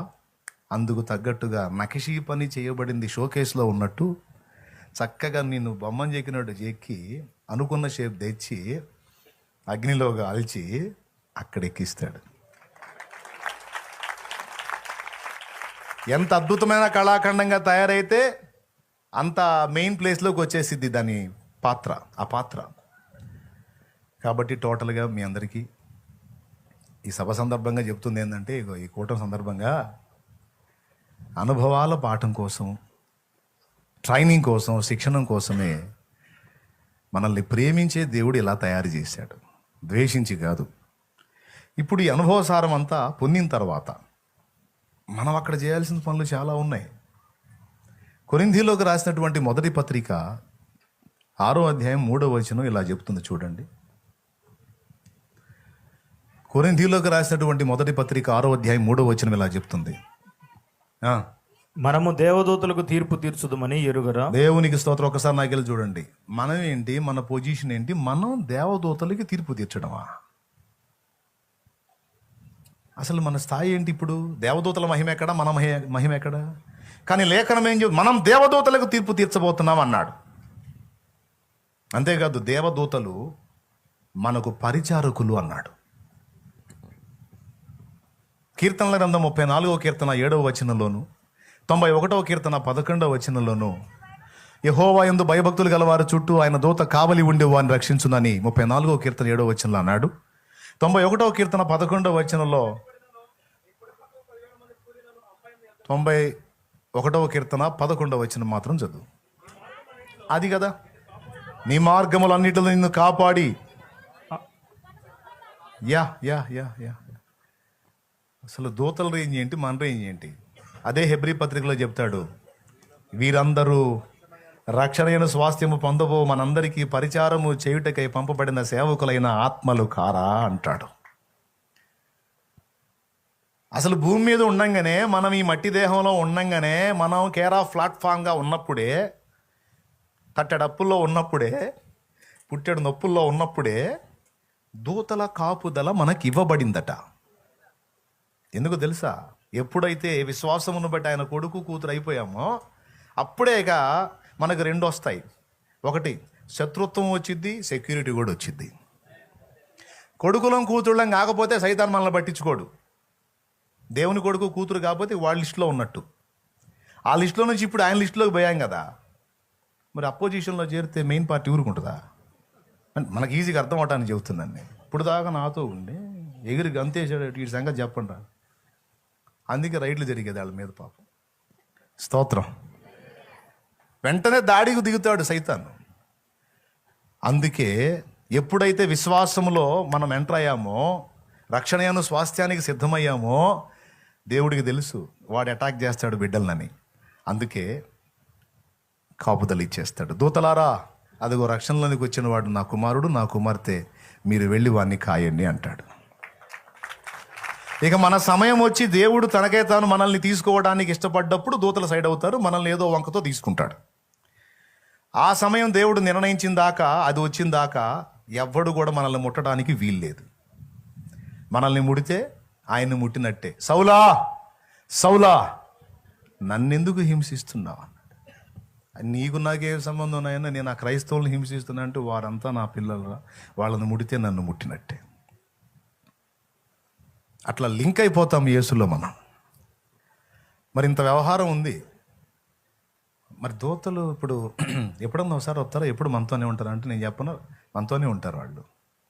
రాత్రియో పగలును పాదములకు రాయి తగులాగుండా రాత్రియు పగలును పాదములకు రాయి తగులాగుండా మనకు పరిచర్య చేయుట కొరకై మనకు పరిచర్య చేయుట కొరకై దేవదూతలు మనకుండగా దేవదూతలు మనకుండగా ఆనందయాత్ర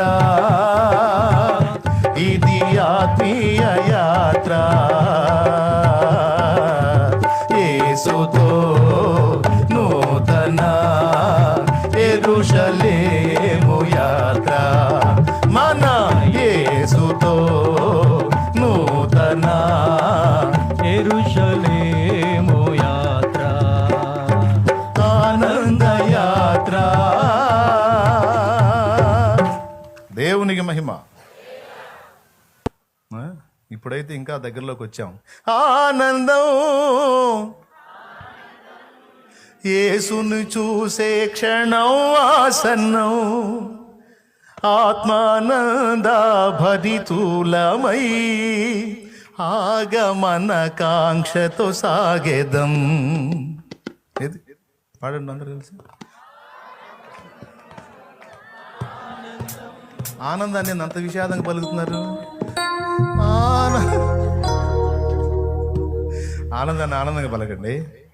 ఆనందం ఆనందం యేసుని చూచే క్షణం ఆసన్నం ఆనందం ఆనందం యేసుని చూచే క్షణం ఆసన్నం ఆత్మానంద భరితులమై ఆత్మానంద భరితులమై ఆగమన కాంక్షతో సాగెదం ఆగమన కాంక్షతో సాగెదం ఆనంద యాత్ర ఇది ఆత్మీయ యాత్ర యేసుతో నూతన యెరూషలేము యాత్ర మన యేసుతో నూతన యెరూషలేము యాత్ర. దేవునికి మహిమ. రైట్, ఓకేనా?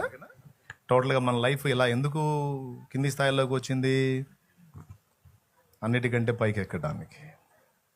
ఓకేనా? ఇలాంటి జీవితం ఎందుకు ఇవ్వబడింది? ఎవ్వరు కూడా గుర్తుపెట్టుకోండి దేవుని బిడ్డలారా, తమ తమ జీవితాన్ని గురించి ఎవ్వరూ నిందించుకోవద్దు, దూషించుకోవద్దు. నా కర్మ, నా బ్రతుకు, నా దరిద్రం, నా జీవితం అనొద్దు. అనొద్దు నాయన.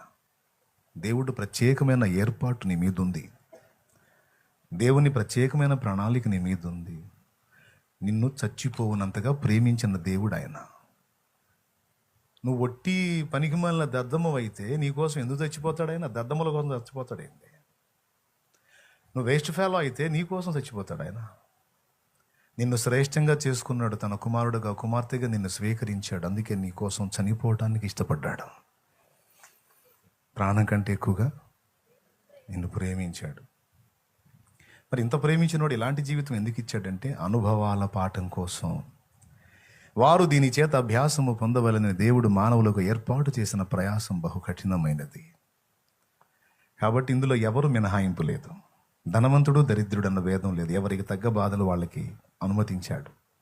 ఒక్కొక్కరిని ఒక్కొక్క అనుభవం ద్వారా చెక్కుకుంటూ విరగొట్టి నలగొట్టి దీనులుగా చేసి ప్రాచీన పురుషుని తొలగించి నవీన స్వభావాన్ని, దైవ స్వభావాన్ని మనలో రూపించి తన పోలికగా మార్చి తను అనుకున్న అంతస్తుకు చేర్చి అక్కడికి తీసుకుంటాడు ఆయన.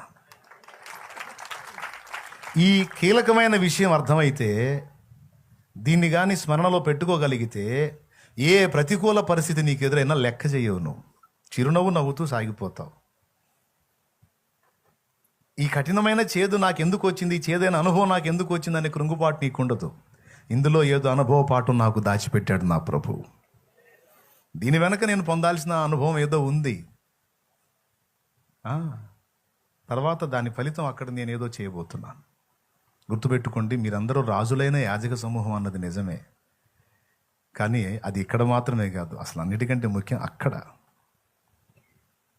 ఎందుకంటే 24 పెద్దలు ఏమని పాడారో చూడండి. ప్రకటన గ్రంథం 5వ అధ్యాయము. రక్షకుడు గొర్రెపిల్లను గూర్చి వారు ఒక పాట పాడారు. సువర్ణ వీణలు చేతబట్టుకొని మనందరం రెడీ అయిన తర్వాత ప్రకటన గ్రంథం 5వ అధ్యాయము 9వ వచనం నుంచి చదువు. పెద్దలు నీవు ఆ గ్రంథమును తీసుకొని నీవు ఆ గ్రంథమును తీసుకొని దాని ముద్రలు విప్పుటకు యోగ్యుడవు, నీవు వధింపబడిన వాడవై నీ రక్తమిచ్చి. ప్రతి వంశములో ఈ మాట గుర్తుపెట్టుకోవాలండి. వాళ్ళు మాత్రం రారు పరలోకం అనుకోవద్దు ఎవరిని గురించి కూడా. ఆడు ఏ జాతుడైనా, ఏ మతం ఓడైనా, తెల్లోడైనా, నల్లోడైనా, పొట్టోడైనా, పొడుగోడైనా, ప్రతి వంశములో నుండి, ఆయా భాషలు మాట్లాడు వారిలోను, ప్రతి ప్రజలోను, ప్రతి జనములోను దేవుని కొరకు మనుషులను కొని అబ్బా మా దేవునికి వారిని ఒక రాజ్యముగాను యాజకులను గాను చేసిదివి గనుక వారు భూలోకమందు ఏలుదురని క్రొత్త పాట పాడుదురు. వారు భూలోకమందు ఏలుదురు అంటే 1000 ఏళ్ల పాలనలో మనం వెళ్తాం భూమిని.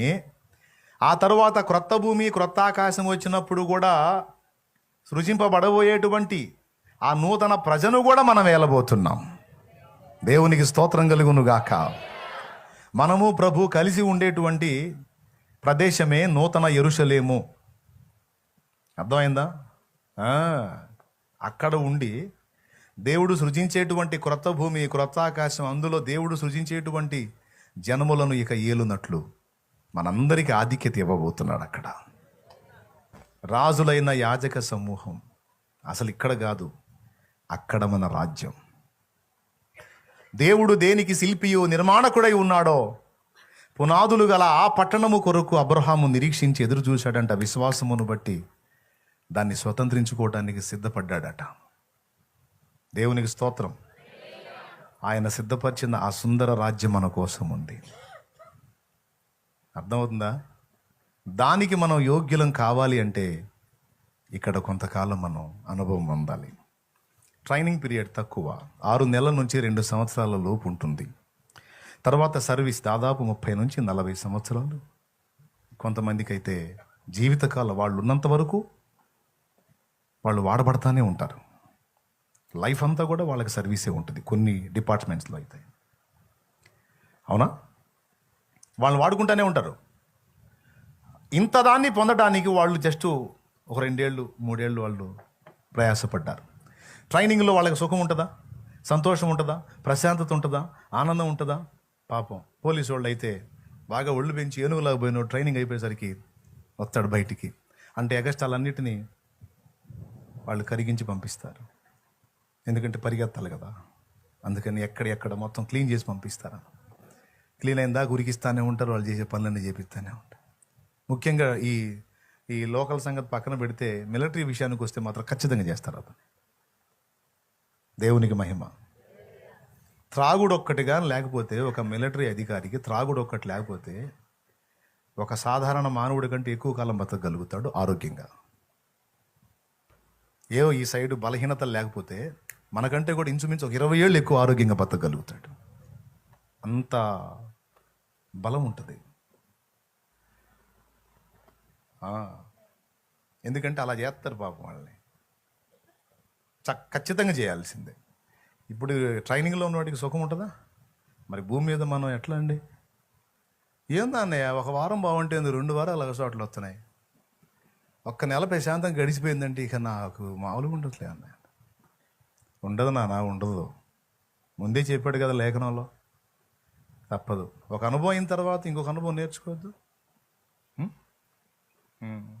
అమ్మాయి పెళ్ళికి ఎదిగింది, అమ్మాయి పర్సనాలిటీ పెరిగితే సరిపోయిందా? పెళ్లి చేసి వాడికి అన్నం పెట్టద్దు. ఏమండి నాకు రాదు అంటే ఆడు అనుకుంటాడా? ఏమండి మీరు తోమండి నాకు రాదు అందనుకో, ఆడు తోముకుంటాడా? కదా, అన్నీ రెడీ చేయాలా. ఇప్పుడు ఉతుకుడు సెక్షన్ నేర్పారనుకో, ఇంకా చాలేమండి తోముడు సెక్షను, అది కూడా నేర్పాలి. తోముడు సెక్షన్ అయిపోయింది అనుకో, వండుడు సెక్షను. అట్లాగా ఒక అనుభవం నీకు వచ్చిన తర్వాత మళ్ళీ ఇంకో కొత్తది స్టార్ట్ అయ్యిద్ది అనమాట. ఇదేందోనయ్యా మొన్నటిదాకా అదొక సమస్య అనుకుంటే ఇప్పుడు ఇదొక సమస్య అని అనుకుంటారు. ఖచ్చితంగా ఇవన్నీ మన దైనందిన జీవితంలో ఎదురయ్యే ప్రశ్నలే కదా. మరి ఒక్కటే అనుభవం ఎట్లా? మరి గోల్డెన్ అనుభవాలు కావద్దు. అడుగడుగున పయనంలో అవమానపు హేళనలో నొప్పించే మాటలతో మనసు నలిగి ఉన్నావా? అడుగడుగున పయనంలో అవమానపు హేళనలో నొప్పించే మాటలతో మనసు నలిగి ఉన్నావా? మది నిండిన వేదనను మౌనముగా భరిస్తూ కనుల నిండా కన్నీళ్లతో ప్రభుని చూస్తూ ఉన్నావా? నువ్వు నమ్మిన దేవుడు నిన్ను మరచిపోడెన్నడు. అనుభవాల పాఠం కోసం నిన్ను అప్పగించాడు. పొందే ప్రతి గాయం రూపుమాసిపోయే సమయం సంతోషం ఇక ఆసన్నమాయే. ఎదుగుతున్నావా విడుదల దారే కనరాక? పొందే ఈ శ్రమలు నీతో ఉండవు కడదాకా. అదిగో ప్రియునికేక నీకై యేసుదాకా. అదిగో ప్రియునికేక నీకై యేసుదాకా. ఎదుగుతున్నావా విడుదల దారి కనరాక? పొందే ఈ శ్రమలు నీకు ఉండవు కడదాకా. హల్లెలూయా. భూలోకమందు మనం 1000 ఏండ్లు ఏలాలి. ప్రకటన గ్రంథం 20వ అధ్యాయములో వారు బ్రతికిన వారై క్రీస్తుతో కూడా 1000 ఏండ్లు రాజ్యము చేసిరి. ప్రకటన గ్రంథము 20వ అధ్యాయము భూలోకమందు ఏలుట అనేది కూడా ఉంది మనకి. స్తోత్రం చెప్పండి అందరు గట్టిగా. ఇప్పుడు బైబిల్ చూడండి. ప్రకటన గ్రంథం 20వ అధ్యాయము 4వ వచనం. చదువు నాయన. యేసు విషయమై తామిచ్చిన సాక్ష్యం నిమిత్తమును దేవుని వాక్యం నిమిత్తం శిరచ్ఛేదనము చేయబడిన వారి ఆత్మలను చూచితిని. వారు బ్రతికిన వారే 1000 సంవత్సరములు క్రీస్తుతో కూడా రాజ్యము చేసిరి. అది లెక్క. అంటే మనందరం కూడా 1000 ఏండ్లు యేసు పరిపాలించే దానిలో మనం కూడా ఉంటాం. వారు బ్రతికిన వారై అంటే క్రీస్తు కొరకు హతసాక్షులైన వాళ్ళు, అంటే సంఘం. సంఘం అంటే మనం కూడా కదా. అందరం కలిసి యేసుతో 1000 ఏళ్ళు రాజ్యం చేస్తాం. ఓకే. ఇక్కడ అయిపోయిన తర్వాత మళ్ళీ అక్కడ కూడా ఉంది. అక్కడ మరి ఉంటేనేగా దేవదూతల తీర్పు తీర్చేది. అక్కడ ఉంటేనేగా మరి. చూడండి ఒక్కసారి ఎఫెసీ పత్రిక 3వ అధ్యాయము 8 నుంచి 11 వచనాలు ఒక్కసారి చూడండి. ఎఫెసీ పత్రిక 3, 8, 11 వచనాలు లింక్ అయి ఉంటే చూడండి. దేవుడు మన ప్రభు అయిన క్రీస్తు యేసునందు చేసిన నిత్య సంకల్పము చొప్పున ఏదో ఒక నిత్య సంకల్పం ఉందంట, ఏదో ప్లాన్ ఉందంట, ఆయనకి ఒక ప్రణాళిక ఉందంట. పరలోకములో అదంట నిత్య సంకల్పం అంట. ఈరోజు ఇప్పుడు ఇక్కడ కూటం పెట్టాలనేది ఈరోజు సంకల్పం నాది. ఈ కూటం అయిపోగానే నీ బైబిల్ మీరు, నా బైబిల్ నేను, మీ ఇళ్ళకి మీరు, మందిరం దగ్గర ఉండేవాడు మందిరం దగ్గర. ఇది ఒక పూట సంకల్పం. కానీ దేవుడు ఏదో నిత్యంగా ఉండే సంకల్పం ఒకటి చేశాడంట. ఆయన నిత్య సంకల్పం అన్న దగ్గర కొంచెం ఆలోచించాలి. సంకల్పం అంటే ప్రణాళిక, ఏదో ఉద్దేశం, ఆలోచన, అది కూడా నిత్యం. నిత్య సంకల్పం చొప్పున పరలోకములో ప్రధానులకును అధికారులకును సంఘము ద్వారా తన యొక్క నానా విధమైన అదంట పరలోకములో ఉండే ప్రధానులకు, అధికారులకు, దూతలకు, మహాదూతలకు, కెరూబులు, శరాబులు ఎవరైతే ఉన్నారో, పరలోకంలో ప్రధానులు, అధికారులకు, సంఘము ద్వారా. సంఘం ఎక్కడిది? భూమి మీదది. ప్రధానులు, అధికారులు ఎక్కడోళ్ళు? పరలోకంలో వాళ్ళు. పరలోకంలో ఉన్న ప్రధానులకు, అధికారులకు భూమి మీద ఉన్న సంఘము ద్వారా తన యొక్క నానావిధ జ్ఞానము తెలియపరచబడవలెనని ఉద్దేశించి అన్నాడు. చాలిక ఆ ముక్క చాలు మనకి. ఇంకా సంఘం ఎక్కడిది? ప్రధానులు, అధికారులు అక్కడోళ్ళు. అక్కడ ఉన్న వాళ్ళకి ఇక్కడ ఉన్న ఈ మట్టి సంఘం నుంచి, ఈ నల్లపిల్ల నుంచి తన యొక్క నానావిధ జ్ఞానాన్ని తెలియజేయాలనుకున్నాడంట. అది నిత్య సంకల్పం అంట. అంటే ఏమర్థమైంది మీకు?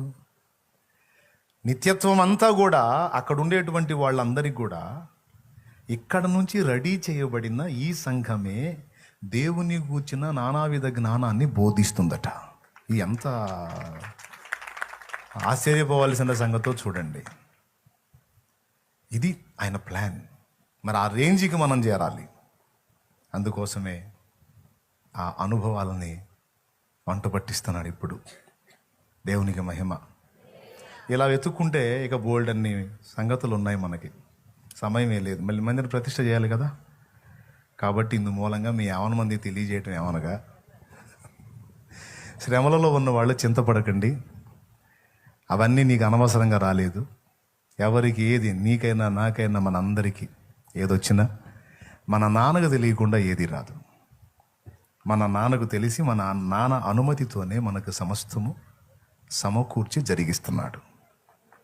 అందులో మేలుంది, మనకు కీడులా కనపడే మేలు కూడా ఉంది. చాలా మేళ్ళు మన కీడులా కనపడతాయి. పొరపాటును కూడా మనం ఒప్పుకోవద్దు నాయనా అంటాం. సింపుల్గా ఒక మాట చెప్తాను నేను. యోసేపు వాళ్ళ అమ్మ స్థానంలో నువ్వు ఉన్నావు అనుకో. యోసేపు వాళ్ళ అమ్మ స్థానంలో నువ్వు ఉన్నావు అనుకో, మదర్ ప్లేస్లో నువ్వేమని ప్రార్థన చేస్తావు? ప్రభువా, వాళ్ళ అన్నదమ్ములతో ఆడి గొడవ రాకూడదు తండ్రి. వాళ్ళతో వాళ్ళు సమాధానంగా ఉండాలి నాయన. వాళ్ళ తమ్ముడిని ప్రేమించేటట్టు చేయి తండ్రి అంటావు. ప్రేమిస్తే వాళ్ళు ద్వేషించరు, ద్వేషించకపోతే ఐగుప్తుకు అమ్మరు. సరే వాళ్ళు ద్వేషించారనుకో, కనీసం ఐగుప్తు కన్నా అమ్మకుండా చేయి తండ్రి అని ప్రార్థన. అంతేనా? లేకపోతే మావాడు వాళ్ళ అన్నల చేత ద్వేషింపబడి ఐగుప్తుకి అమ్మపడాలి ప్రభా అని చేస్తావా? అస్సలు ఏదన్నా కాస్త దేవుడు మోకాళ్ళేసి ఏమే ప్రార్థన చేసిద్ది, నా కుమారుణ్ణి మార్చు, నా భర్తని మార్చు అనేది. కొద్దిగా షాక్ ఇచ్చాడు అనగా ఆయన, ప్రభువా ఏం చేయాలనుకుంటున్నావు నా భర్తని, ఏం చేయాలనుకుంటున్నావు నా బిడ్డని అని మొదలేసింది. నువ్వే కదా తల్లి మార్చమన్నా. నేను కొద్దిగా ఆడు లొంగుతాడని ఏదో కొంచెం ఒక చిన్న ముళ్ళు గుచ్చాను. ఆడి బాధ ఏమో, నువ్వు నీ బాధ ఎక్కువైంది. మార్చమనేది నువ్వే. మార్చడానికి మొదలు పెడితేనేమో తట్టుకోలేడు నాయన, వద్దు నాయన మళ్ళీ అడ్డుపడింది. అట్టయితే ఇక అంతే తగలబడి అంటాడు. వాస్తవమే కదా. మార్చమనేది మీరే ప్రార్థనలో. మళ్ళీ దేవుడు మార్చడానికి కోటింగ్ మొదలు పెడితేనేమో వద్దు నాయన అని ఏడిచేసి మళ్ళీ ఉపవాసాలు ఉండి, ఎంత స్వయం వైరుధ్యం అనుకున్నాం మన దేశ పనులన్నీ. యోసేపు వాళ్ళ అమ్మ ప్లేస్లో నువ్వు ఉంటే ఖచ్చితంగా ఏం చెప్తా తెలుసా? ప్రభా, ఐగుప్తుకి అమ్మబడ్డాడంటే నా బిడ్డ, ఆ పోతిఫెర ఇంటికి మాత్రం బాగొడదు తండ్రి. వాళ్ళ ఆవిడ దుర్మార్గురాలు ప్రభా, నా బిడ్డను జైలు పాలు చేసి తండ్రి, నా బిడ్డ జైల్లో పడకూడదు నాయనా నాయనా నాయనా అని ఖచ్చితంగా చేస్తావు. అప్పుడు ఆయన ఆమెను అన్నాడు అనుకో, యోసేపు అక్కడే బతుకంతా బానిసగానే ఉంటాడు. అవునా? బతుకంతా ఎట్టుంటాడు? ఇప్పుడు ఏం చేయాలి మరి? ఆయన ఏలినవాడు కావాలంటే ఏం చేయాలా? ఖచ్చితంగా జైలుకి పోవాలా. మరి ఎన్ని నువ్వు చేస్తావు ప్రార్థనలో?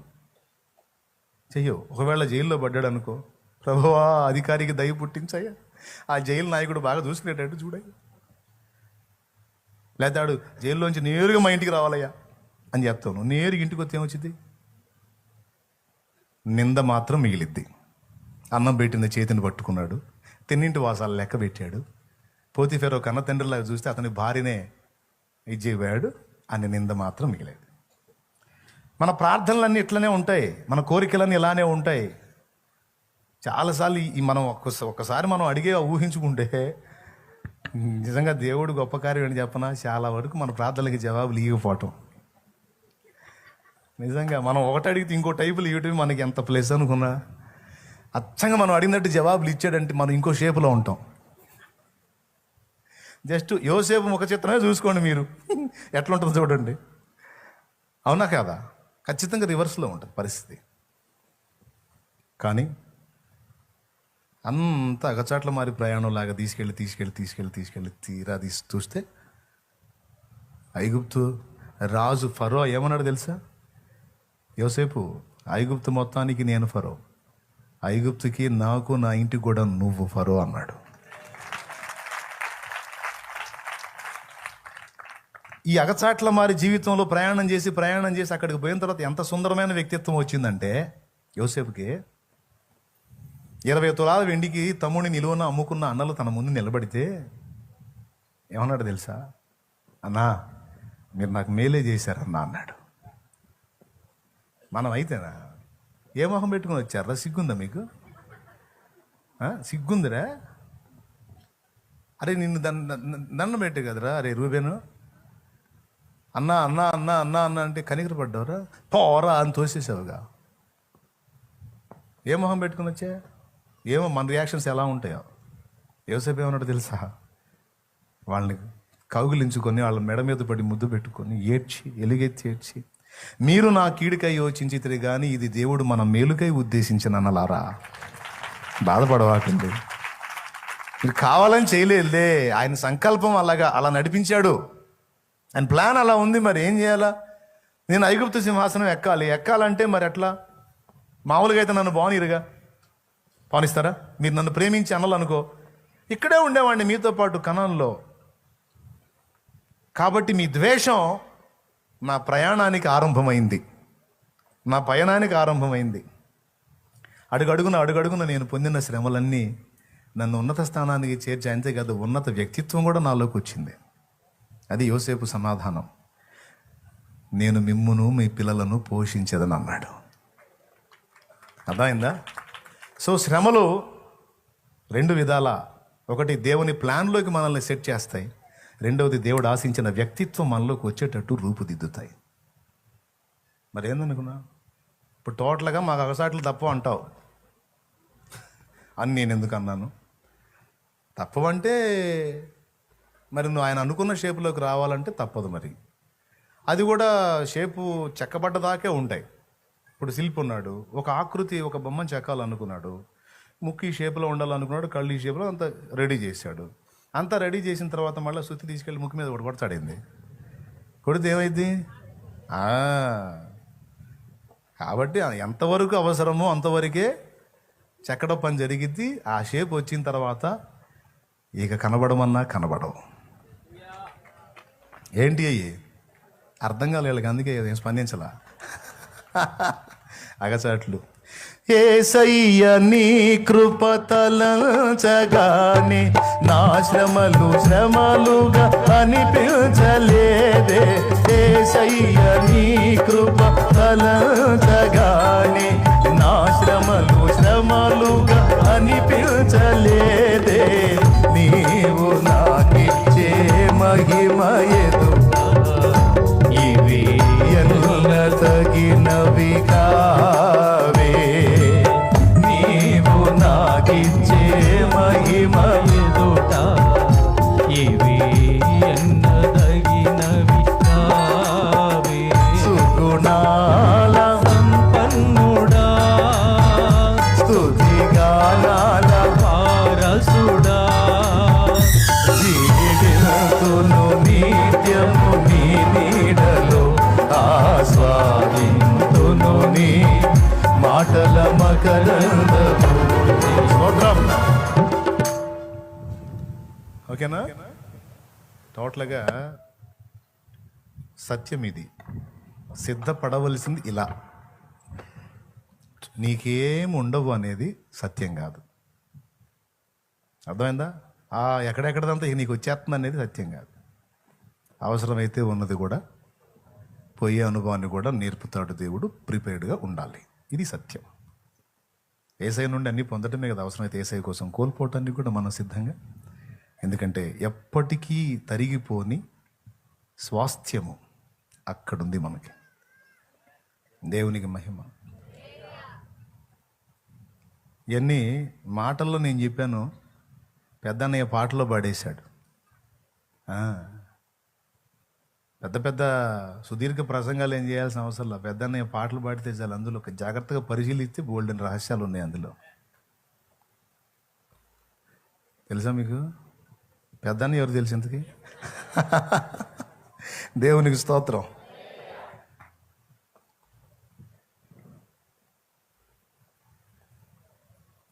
తేజోవాసులైన పరిశుద్ధులతో కదా పాడండి. అక్కడి నుంచి కాదు, ముందు నుంచి పాడండి. మాధుర్యం కాదు. వాడబారని కిరీటమునకై నన్ను పిలిచేను, వాడబారని కిరీటమునకై నన్ను పిలిచేను. తేజోవాసులైన పరిశుద్ధులతో ఎప్పుడు చేరెదనో, ఎప్పుడు చేరెదనో. తేజోవాసులైన పరిశుద్ధులతో ఎప్పుడు చేరెదనో, ఎప్పుడు చేరెదనో. మాధుర్యమే నా ప్రభుతో జీవితం, మహిమానందమే మహాశ్చర్యమే మహిమానందమే మహదాశ్చర్యమే. మాధుర్యమే నా ప్రభుతో జీవితం. దేవునికి మహిమ. ఒక్కొక్క విషయాన్ని ఇలాగ విభజించుకుంటూ మాట్లాడుకుంటూ పోతే ఇక అది ఈరోజు ఈంతున సాయంత్రం నైట్ అయినా మనకు డౌట్ పడాల్సిన అవసరమే లేదు. అలాంటి విషయాలు అవి. అయితే మీకు అందరికి కూడా ఫినిషింగ్ టచ్లో ఒక చిన్న విషయం చెప్పేసి ముగించకపోతే అప్పుడు అడగండి. అంటే ఇంకోటి ఉందన్నమాట అనే ఇబ్బంది పడద్దు. ఫినిషింగ్ టచ్ అన్నాను కదా. ఇక్కడ ఒక చిన్న రహస్యాన్ని కానీ మీరు గుర్తుపట్టగలిగితే ఈ ట్రైనింగ్ కూడా మీకు సూపర్గా ఉంటుంది. శిక్షలా కనపడే ఈ శిక్షణం కూడా చాలా హాయిగా ఉంటుంది.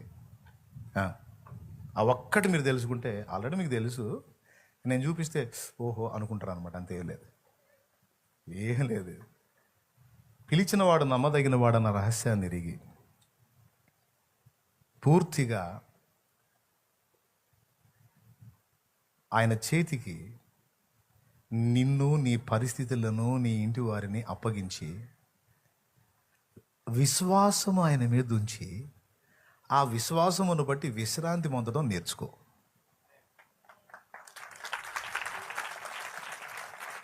అన్నీ ఆయనే చూసుకుంటాడు. ఇక అది అర్థమైందా? మళ్ళీ ఒకసారి చెబుతా, అర్థం కాదులే, నాకు తెలుసు కదా, నేను చెబుతా మళ్ళీ. ఇప్పుడు సమస్యలు ఉన్నాయి, నలిగిపోతూ ఉన్నారు. కొంతమంది నైట్ నిద్ర కూడా పోరు, ఆలోచిస్తూ ఉంటారు. ఎందుకంటే పెద్ద సమస్య, మరి ఏం చేయాలా? రైట్, పరిష్కారం ఏం లేదు. తెల్లవార్తలు మేలుకుంటే మాత్రం ప్రయోజనం ఏముంది? దేవునికి స్తోత్రం, అవునా? ఎటూ దారి లేదు. ఉన్న ఆస్తి కొంచెం, అయిన అప్పులేమో డబలు. ఇది అమ్మినా పోదు, ఇంకేం చేసినా పోదు. దానికోసం తిండి మానుకుంటే ఫాయిదా ఏంటి? ఫాయిదా అంటే ప్రయోజనం, అవునా? నిద్ర మానుకుంటే ఫలితం ఏముంది? అవునా? ఇంకొకటి అంటే జస్ట్ అప్పుల మీద పోల్చి చెప్తున్నా. అప్పులు తీసుకున్నవాడు కళగా ఉన్నంత వరకు ఇచ్చినవాడు అడగడు. దేవునికి స్తోత్రం కలుగును కాక. అమ్మ, అంత అప్పుల ప్రసంగం జరుగుతుంది అనుకోకండి. అప్పు తీసుకున్నవాడు కళగా ఉన్నంత వరకు, నవ్వుతా తిరిగినంత వరకు, మంచి వస్త్రాలు కట్టి శుభ్రంగా కనపడ్డంత వరకు ఇచ్చినవాడు అడగడు.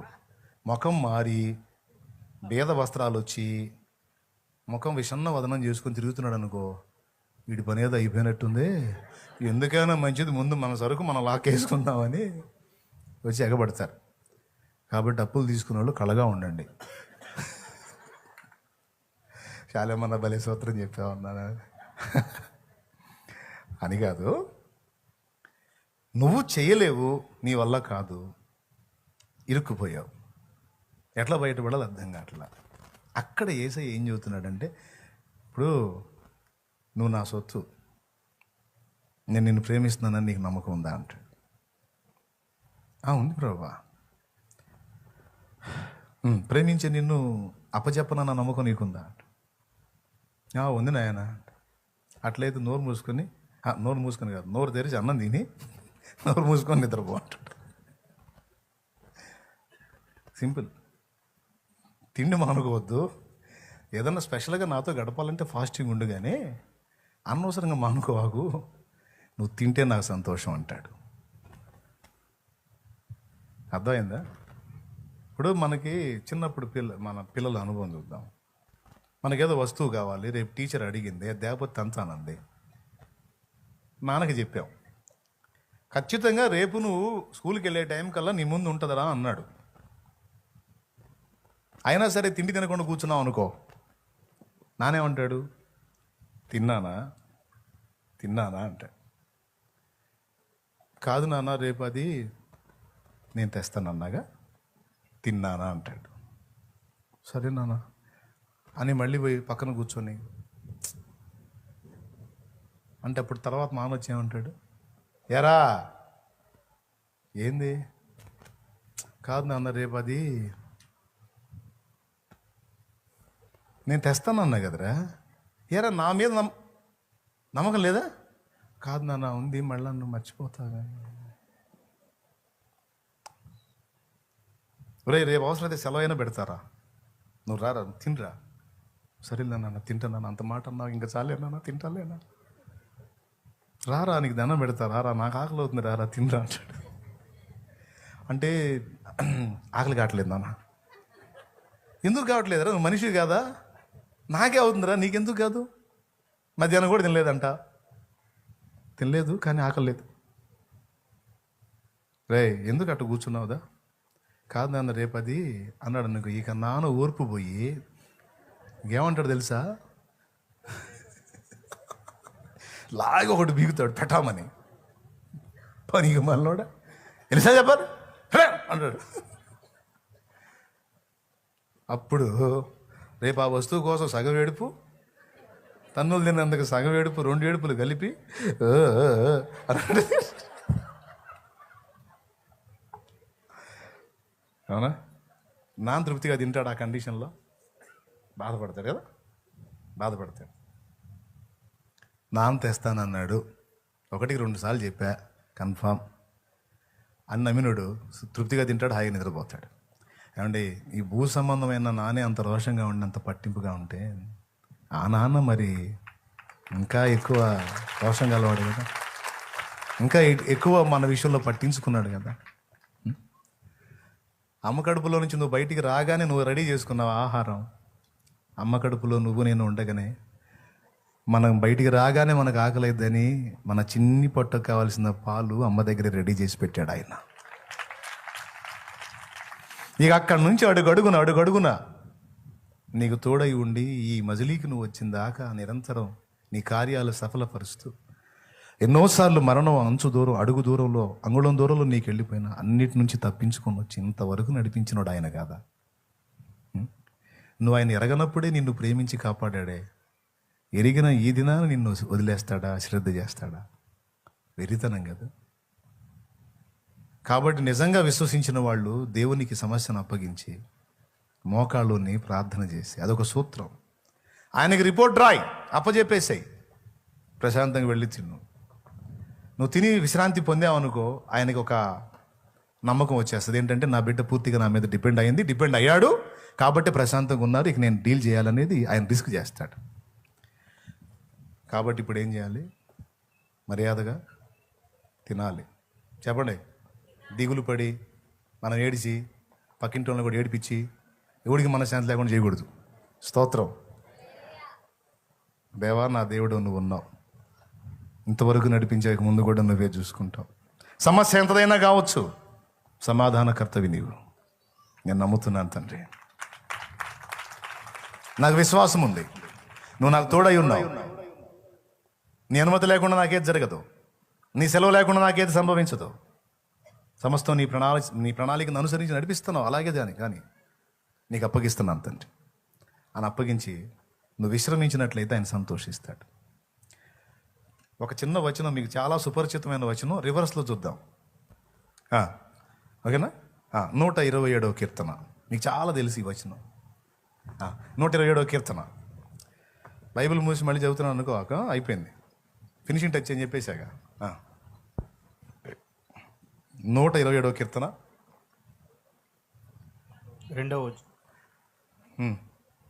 మీరు వేక్కునే లేచి చాలా రాత్రి అయిన తర్వాత పండుకొనుచు కష్టార్జితమైన ఆహారం తినుచు ఉండుట వ్యర్థమే. తన ప్రియులు నిద్రించుచుండగా ఆయన వారికి గీచుచున్నాడు. ఇప్పుడు చెప్పండి, తన ప్రియులు నిద్రించుచుండగా. అందరూ చెప్పండి, తన ప్రియులు నిద్రించుచుండగా. నిద్రపోకపోతే రివర్స్ చూడండి కొంచెం అని అంటున్నాను. విశ్వాసం గలవారై కొద్దిగా రివర్స్ ఆలోచించండి. తన ప్రియులు నిద్రించుచుండగా ఆయన వారికి ఇచ్చుచున్నాడు అంటే, విశ్వాసం గలవాడు ప్రార్థన చేస్తాడు, పట్టెడు అన్నం తింటాడు, దేవునికి అప్పచెబుతాడు. నిద్రపోకుండా ఆలోచిస్తున్నావు అంటే దేవుడి మీద ఆనుకోవటల్లా. నిద్రపోకుండా గందరగోళం అయిపోయి జుట్టు పీక్కుంటున్నావు అంటే దేవుని మీద డిపెండ్ కాల. తిండి తిప్పలు పట్టకుండా గందరగోళం అయిపోతున్నావు అంటే నమ్మకం లేదు నీకు, ఒక కొలిక్కి తెస్తాడులే అని. అందుకే సొంతంగా ఫీట్లు చేస్తున్నావు, అందుకే పాటలు పడుతున్నావు. నిజంగా నా మీద నీకు నమ్మకం ఉంటే వదిలేరా బాబు అంటాడు ఆయన. ఏం చేయాలి ఇప్పుడు చెప్పు తల్లి. శిక్షణను అనుమతించిన ఆయనే దాని నుంచి ఎలా బయటపడాలో కూడా ఆయనే చూపిస్తాడని వచనం ఉంది. సమస్యను రప్పించిన ఆయనే అనుభవం కోసం దాని నుంచి ఎలా తప్పించాలో కూడా ఆయనే చూస్తాడని రాస్తుంది. నేను చెప్పాను, కొరింథీయులకు రాసిన మొదటి పత్రిక 10వ అధ్యాయము 11, 12 వచనాల్లో ఈ మాటలు ఉంటాయి. సాధారణంగా మనుషులు కలుగు శోధన తప్ప మరి ఏదియూ మీకు సంభవించడం లేదు. శోధనతో పాటు శోధన నుంచి తప్పించుకునే మార్గం కూడా దేవుడు చూపిస్తాడని అక్కడ ఉంటుంది. దేవుడు కీడు విషయమై శోధింపబడనేరడం. కాబట్టి ప్రియులారా, ఎంతమంది లైన్లో ఉన్నారు? రైట్. పరలోక రాజ్యానికి నువ్వేమన్నా మెట్లేసుకున్నావా? పెద్దగా చెప్పు. అయిపోయింది. చెప్పండి. పరలోక రాజ్యానికి ఏమన్నా బిల్డింగ్ కట్టావా? బాబేలు గోపురం లాగా. మరి ఎట్టబోతా? విశ్వాసాన్ని బట్టే. ఇందాకేం పాడావు? ఆత్మానంద భరితులమై ఆగమన కాంక్షతో ఎక్కడ యేసును చూస్తే క్షణం ఆనందమని ఎగిరెగిరి పాడు. అంటే నువ్వు ఏమన్నా ఫ్లైట్ వేసుకొని పోతావు, రాకెట్ వేసుకొని పోతావు, ఎట్టపోతావు? అంత డబ్బులు కూడా లేవు మన దగ్గర. మన ఎవరు బాగా సౌండ్ వాళ్ళు అడుగు సముద్ర గర్భంలో పోయి ఇంతవరకు రాలా మరి పాపం. వస్తారు అయిపోయారు ఆడే. అట్టేమన్నా డబ్బులు పెట్టి ఏమైనా వెళ్తామైంది? No chance. విశ్వాసమును బట్టే ఆయన వస్తాడు, తీసుకెళ్తాడని నమ్మి ఎదురు చూస్తున్నావుగా. వచ్చి ఏ ఫ్లైట్లు రాకెట్లు లేకుండా మేఘాల మీద నిన్ను తీసుకొని పోయే అంత కెపాసిటీ ఉన్నోడికి ఇప్పుడు నువ్వు ఎదుర్కొంటున్న వాటిని తప్పించడం చేత కాదా? చెప్పు. చేత అయితే మరి ఎందుకని నువ్వు గందరగోళం అవుతున్నా, పేషెంట్ అవుతున్నాయింది? కొంతమంది అట్ట అయిపోతున్నారు. మరి ఏం చేద్దాం? అవ్వాల్సిన అవసరం. ఎగ్జామ్స్ ఉన్నాయా? అరే దానికోసం ఎందుకు? చదువు, నీ పద్ధతి ప్రకారం నువ్వు చదువు, రాయి అంతే ధైర్యంగా. మిగిలింది ఆయన చూసుకుంటాడు. చిన్నదో పెద్దదో ఏదో ఒకటి చేస్తున్నావా చెయ్యి, తర్వాత స్టెప్ ఆయన చూసుకుంటాడు. నువ్వు ఎందుకు? కాబట్టి అందరినీ కూడా ఈ ఒక్క మాట చేత ధైర్యపరచాలని ప్రేరేపించబడి చెప్తున్నాను నేను. ఎన్ని పరిస్థితులు నీకు వ్యతిరేకంగా ఉన్నా అన్నిటినీ దాటించి నిన్ను గట్టెక్కించి ఇక్కడ నిన్ను గెలిపించి అక్కడ కూడా నిన్ను నిలబెట్టే దేవుడు నీకు తోడై ఉన్నాడు. ఇది నిశ్చయం, ఇది నిజం అని నువ్వు నమ్మితే నీ మనశ్శాంతిని, నీ ప్రశాంతతని ఎవ్వడూ పాడు చేయలేడు. అది యెషయా గ్రంథం చెప్పింది. ఎవని మనస్సు నీ మీద ఆనుకొనునో, అందరికీ తెలుసు. సగమే నేను చెప్పింది, మొత్తం ఎగబడి చెప్పేసారు. చూసావా? మరి నిజంగా అట్నే ఉన్నారా? అది జనానికి బెదర్. ఎవరి మనసు నీ మీద అనుకొనునో, నా మనసు కాదు, వాని మనసు నీవు పూర్ణశాంతి గలవానిగా చెబుతూ. మరి నీ మనసు? నా మనసు ఆనుకోలేదులే. పాటేమో అతి కాంక్షణీయుడ. పాడండి. అనుకున్నారా? అనుకుంటే ఆ ఆనందం వేరు కదా. ఇక ఆవేదన ఉండదు, ముఖంలో వికారం ఉండదు. కొంతమంది ముఖాలు ఉంటాయి, అబ్బాబ్బా ఎంత చూద్దామన్నా ముఖాలు మారవు. ఎప్పుడన్నా చూడు, ఆస్తులు పోగొట్టుకుని పెడతారు కదా. సంతోషం ఉండదు. దేవుని బిడ్డ అంటే ఏంది? దేవుని సంబంధం అంటే ఏంటి? ప్రతికూలతలు ఉన్నా, పెను తుఫాన్లు ఎదురైనా నా ప్రభువు నాకు తోడై ఉన్నాడు. నా ధైర్యం ఆయన. కాబట్టి ఎలాంటి సుడిగుండంలో నువ్వు ఉన్నావు తమ్ముడా, చెల్లి, అక్క, అన్న, రింగిపోవద్దు. ఎలాంటి ప్రతికూలతలు, ఎలాంటి జబ్బుతో ఉన్నావు, ఎలాంటి రోగంతో ఉన్నావు, ఎలాంటి సమస్యతో ఉన్నావు, అనుమతించిన దేవుడు అనుభవపాటు నువ్వు నేర్చుకున్నాక ఉంచమన్నా ఉంచడు, తీసేస్తాడు. కృంగిపోవద్దు, కలత చెందొద్దు. విశ్వాసం వేడొద్దు. మాటలు చెప్పడం కాదు, అనుకున్నానని పాటలు పాడటం కాదు, ఆనుకొని చూపించాలా. అర్థమైందా? అలా ఆనుకుంటేనే నిన్ను మోయగలుగుతాడు. ఇట్లా ఎవరో ఒకరు రండి. నీ మీదే అనుకున్నాను నాయన, నువ్వే మోయాలి నన్ను అని నేను పోతున్నాను అనుకో. ఇప్పుడు ఎవరి మీద అనుకున్నట్టు? మన వాళ్ళ వ్యవహారం అంతా ఇంతే ఉంటుంది. ఏసై మీదే నీ మీదే అనుకున్నాను నాయన అని చెప్పి ఆయన పట్టుకుని లాక్కొని పోతుంటారు. నువ్వు అనుకుంటే నిజంగా ఇక కాళ్ళు కింద ఉండకూడదు, ఆయన చంకనెక్కి కూర్చోవాలా.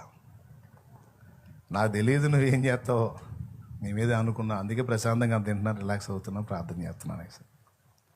ఈ కీలకమైన విషయం ఎవరికైతే అర్థమైద్దో వారి ముఖాల్లో వికారం కనపడదు.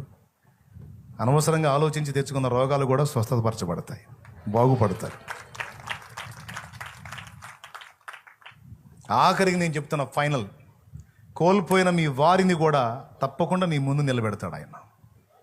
ఇక్కడ కూర్చున్న వాళ్ళు తమ వారిని ఎవరైనా లాస్ అయి ఉంటే, కోల్పోయి ఉంటే, వాళ్ళని సహా తెచ్చి నీ ముందు నిలబెట్టే దమ్మున్నోడు యేసయ్య. తాత్కాలిక ఎడబాటు కోసం నువ్వు గందరగోళం అయిపోయావు, ఏడ్చావు, మొత్తుకున్నావు, కృంగిపోయావు. ఎక్కడికి పోయారు? ఎందులో అయింది?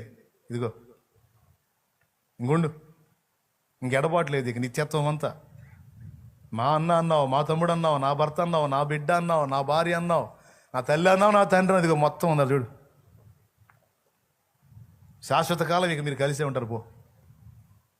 కాబట్టి ఎవ్వరు ఎందును గురించి కూడా కలత చెందే అవసరం లేకుండా అన్నిటికీ చాలినవాడు నా యేసు. ఓకేనా? కాబట్టి ఈ అనుభవాలన్నీ పొందుకున్న తర్వాత రేపు అక్కడ సింహాసనం ఎక్కితే న్యాయం జరిగిద్ది కనుక, ఈ అనుభవాలు లేకుండా ఎక్కితే దూతలకు మనం చెప్పడం కాదు, వాళ్ళు మనకు చెబుతారు.